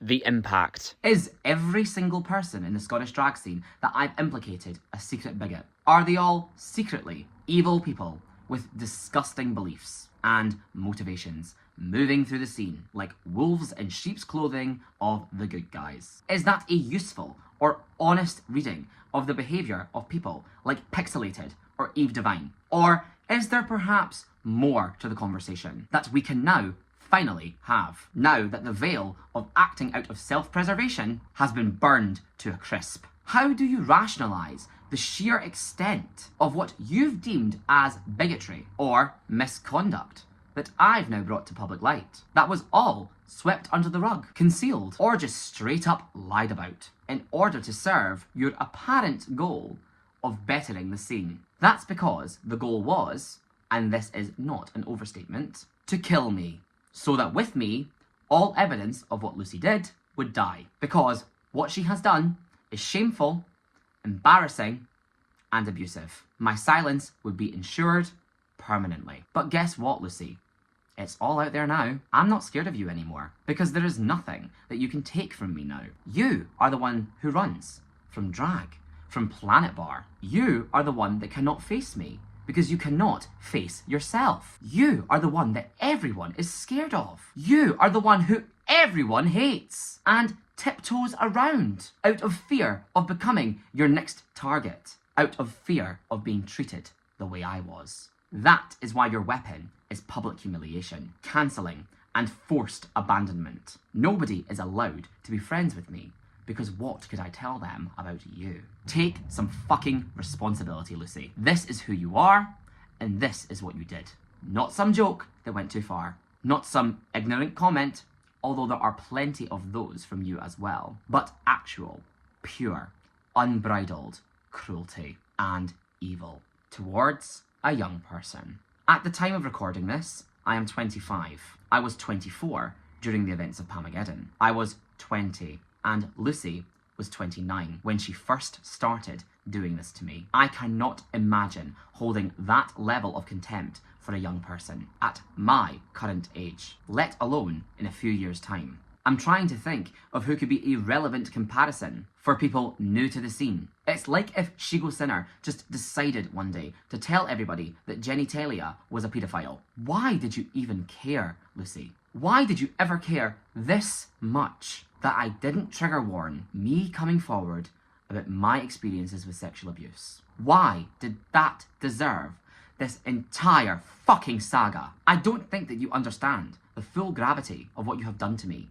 And at this point, I don't think you ever will. Do you not realise that, as a gay man, this could prevent me from having a family in the future? In 10, 15 years, if I decide that I want to adopt a child, this false allegation and legal documentation is in my past. At one point in my life, I really wanted to be a father. But this entire experience has made me swear off ever having children, because I have seen what this has done to my family, to my poor fucking mother. And I do not have it in me to be the parent of a child who ends up being abused. I can't control that. So I won't have children, just in case they have their own Lucy. My entire life, far beyond the reach of drag, has been permanently affected by what you have done. Did that never occur to you when you were bullying a 20-year-old? Of course it didn't, you abusive, narcissistic waste of space. For the better part of 5 years, 7 if you count Lawrence, I have been completely trapped in this cycle of abuse. This saga with Lucy has irreparably shifted who I am. The level of trauma is truly impossible to explain. The gravity of it will simply never reach its perpetrators. Or, frankly, they would never have done it. Every single time I posted on social media, or stepped outside my house to go to a gay bar, or to an event which I had been booked for, snippy tweets would be made, and rumours would be spread. I wasn't even allowed to get legless in polo without a vague tweet. Brought up as an easy punchline. That's the word. I was a punchline. The nitpicking, the gaslighting, the abuse was so impossible to deal with that I built my own space as far away from these people as I possibly could. I let them stew and simmer in their hatred for me while I didn't engage with them at all. I have held my tongue. I have been the silent one. I've never even so much as tried to come into her space. Instead, they conspired and salivated at the idea of taking my space away from me. Well, guess what? You did. I'm gone now. You won. So, if I was the rot at the centre of your scene, Why is it more broken than ever? The way that I was treated, as if I was some Elon Musk level CEO with a full PR and legal team to spin all of this for me, that I'd thrown out a placid ChatGPT apology, that I didn't give a fuck at all and everything was just about money, was just beyond fucking inhumane. We are not public figures. We are people in your community. I have had to write, draft, film and edit this all on my own. You made an example of me, thinking you would be united behind creating and then destroying an evil. It's literally like the fucking Wicked movie. Citizens of Oz, there is an enemy who must be found and captured. Believe nothing she says. She has stolen our grimoire. She is evil, responsible for the mutilation of these poor, innocent monkeys. Her green skin is but an outward manifestorium of her twisted nature. This distortion, this repulsion, this wicked witch. You created a villain out of an innocent person 5 years ago. So the moment that I ever did act out of line, as every human being will inevitably do, then every previous accusation would be retroactively confirmed and you'd get off scot-free. Nobody would believe me. The truth is, Lucy, that everyone has known for years how sick and malicious you are. And they have always known that this paedophile shit was a lie. If anybody thought it was actually true for even a second, then the last 5 years of my life would have been very different. You have abused your position of authority and trust within the community. Not me. You manufactured a mob based on lies. And you have done an absolute fucking number on poor Pam. The only people deep enough in your web to believe you are her and maybe Medea, who I certainly hope after this will see some sense. Because Medea approached my ex-partner the day that he was forced to post texts from my mother to settle the mob decrying my suicide attempt as fake. To, firstly, probe for any information on my whereabouts. And then, finally, say in his face, smugly, apparently, she's a paedophile too. You have dehumanized me so significantly that you think that that is something which, in any world, would be okay or normal to say to someone who almost lost a loved one of a decade to suicide. Even if Medea did think that was true. And who told her that?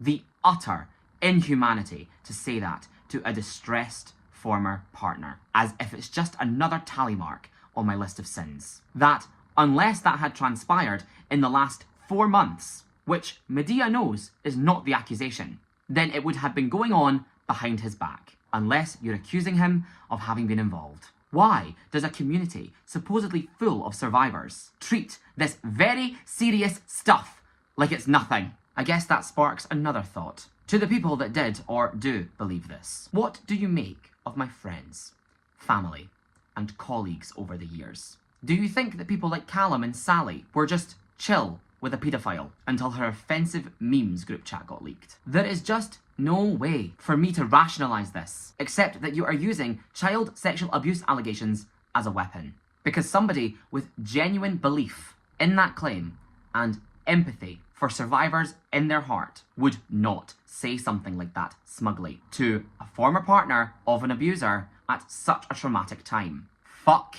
you, Medea. In my opinion, you are an abuser too, and I'm not talking about what you've done to me. The whole ballroom scene knows it.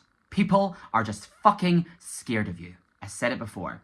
The problem with creating a sacred, above critique role of authority in any social hierarchy is that it attracts abusive and predatory people who will use it for evil. You are not above criticism, Medea. You will face justice for what you have done.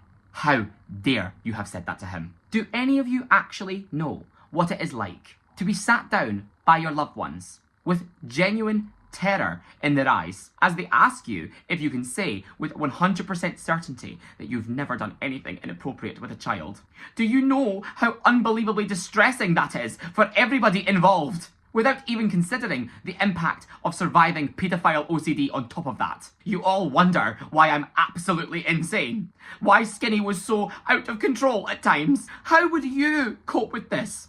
Answer me that. Would you drink to excess? Would you self-harm? Would you say awful things for shock value? Are you all starting to realise that I've spent the majority of the last 5 years of my life in an actual unfathomable mental health episode? Could any of you handle the cards that I have been dealt? No. Most people would have ran away or killed themselves.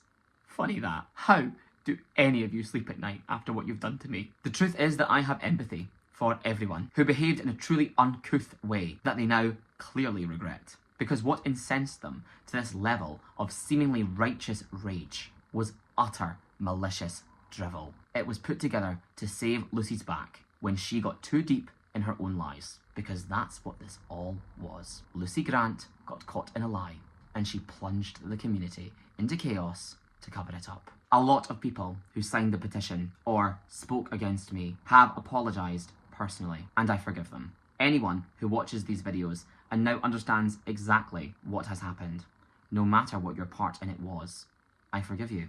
Scout, Eden, Pam, Medea, the wider community, honestly, I forgive you all.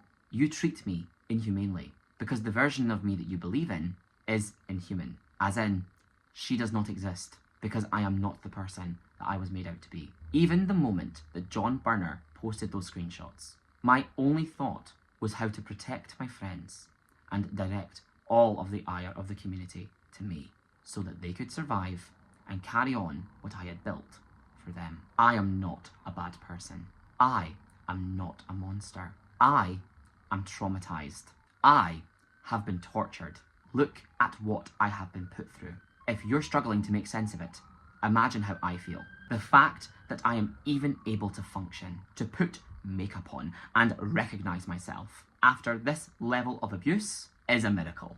My only solace has been the truth and the resolution that it would one day be heard. That day is today. Last year, when this group of people were posting publicly about how I was beyond forgiveness and that I needed to be banished, and begging people to come forward with any and all negative experiences they had with me, when every hour was something else, and more just kept coming. I was waiting for the moment where they would finally publicly accuse me of being a paedophile. At the time when everybody would be the most likely to go along with it. My worst nightmare come to life from all those years ago. Why would someone in that situation not be suicidal?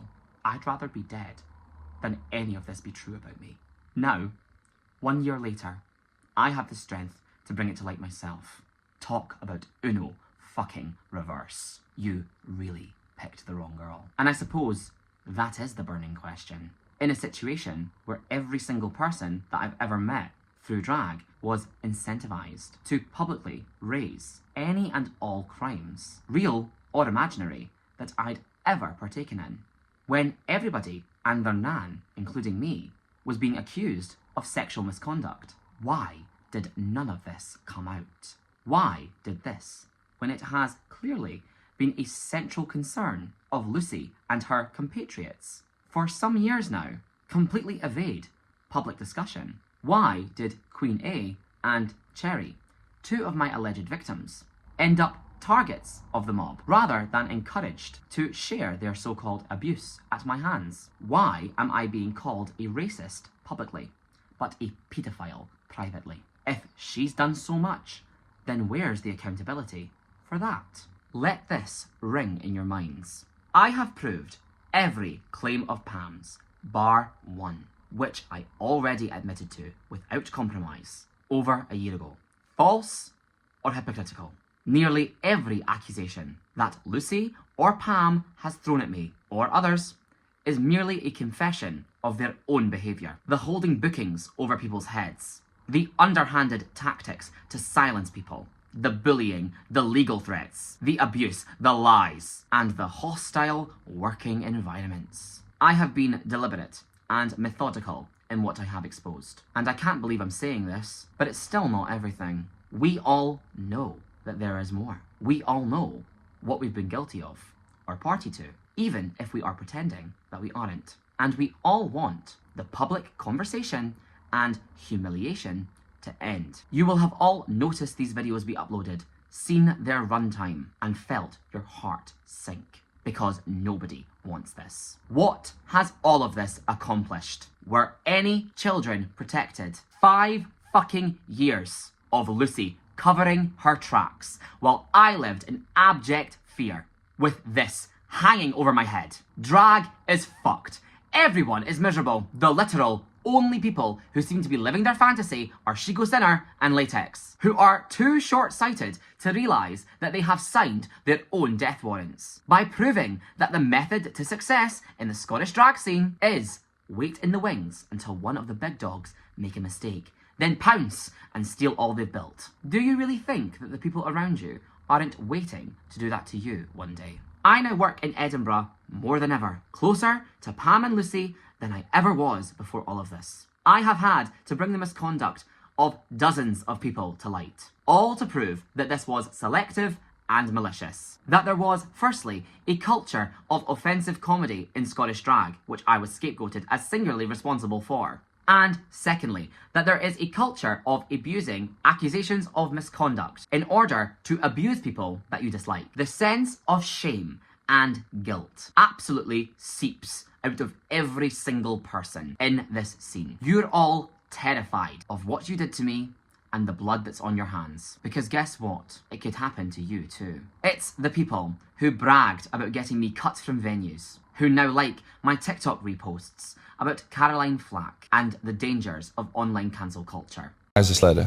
So for those that don't, this is a lady called Caroline Flack. She was a TV presenter, celebrity. She presented a program you've probably heard of called Love Island a few years ago. Something happened in her life between her and a partner. In my opinion, it was nobody else's business. It was between them. Sadly, it came out in the press. It came out on social media. And she got absolutely ripped to shreds. She got hounded in the press. She got hounded on social media. And very sadly, as a result, she took her own life. Social media is a great platform for sharing a positive message. I believe it's equally awful for the amount of bullying and trolling that goes on there. For me, in person, bullying sucks and it hurts like hell. But I think it's 10 times worse online because when you say something to somebody in person, it's not a tangible thing, it's not there. But when you say it online, that comment's there and it never goes away. And that person that you said something to is constantly reminded of the hurtful thing that you have said. You can take that one comment that could push them over the edge. In a world where you can be anything, you can't. You are what that video is about, Birdie Bird. All of you. Nobody has ever done what I just have. That is why these people think that they can get away with it, adding lies and exaggeration as they go to amplify damage as much as possible. Nobody will ever call them out. Well, I just did. You think that last year was Scottish drag's watershed moment? Think again. The paedophile lie is now public, and I'm the one who's airing it.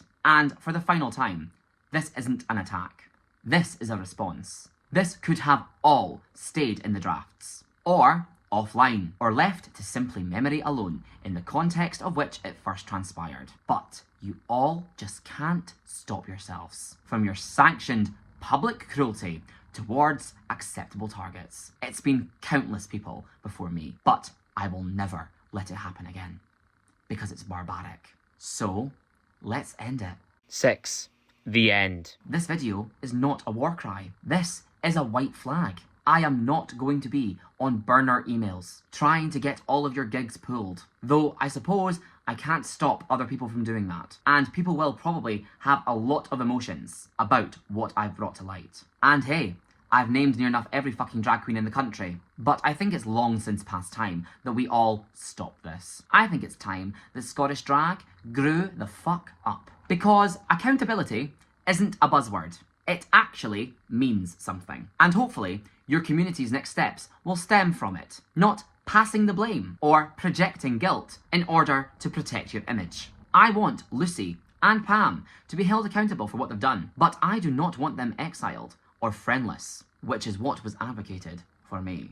And I also will not let other guilty or complicit people around them, such as Elizabeth Moore, scapegoat them in turn. Frankly, I will be very pleasantly surprised if Lucy or Pam comment on what I've brought to light at all, because there is absolutely no defence or explanation for what they have done. The facts are that the entire community was complicit in the Whisper campaign against me as a paedophile. Every single one of you knows that. So, I want an apology, and I want an acknowledgement, and then I want us all to be able to draw a line under all of this, to be able to look back at it as a deeply embarrassing stain on our community. I want the cycle of violence to come to an end. And ultimately, I have posted this video for me to finally be able to tell my side of the story after years of biting my tongue for the benefit of others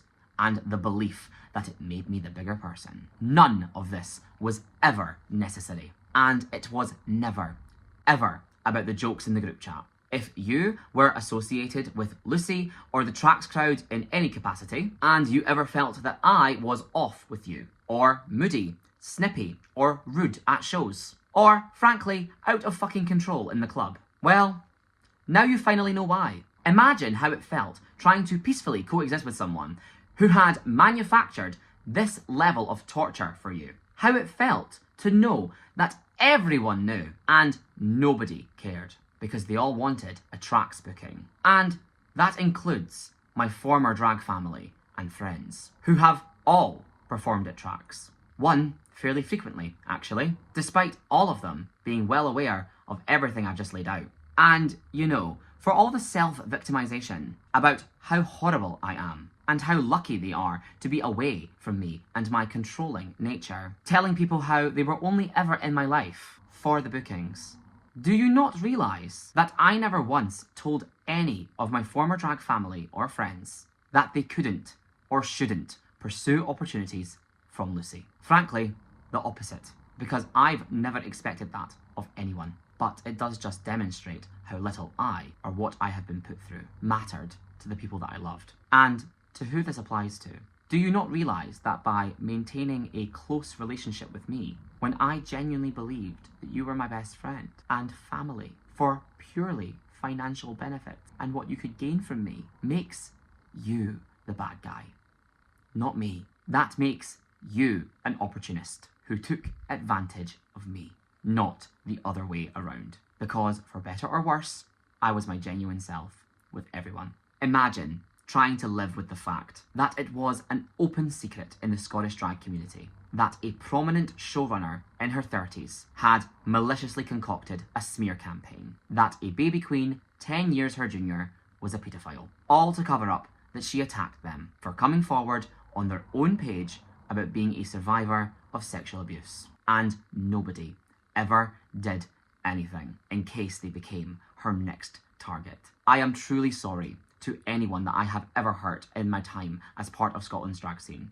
It has genuinely never been my intention to be cruel or malicious. The only thing that I have ever cared about is truth, fairness, and reality. I wanted to create an environment without falseness or subterfuge, where people like Lucy could not exist, though I now understand that that is impossible. If I could go back, I would have made this public the moment that it happened, instead of letting this ruin my life for half a decade. So, enjoy your venoms. For the last time, I will not ask you again.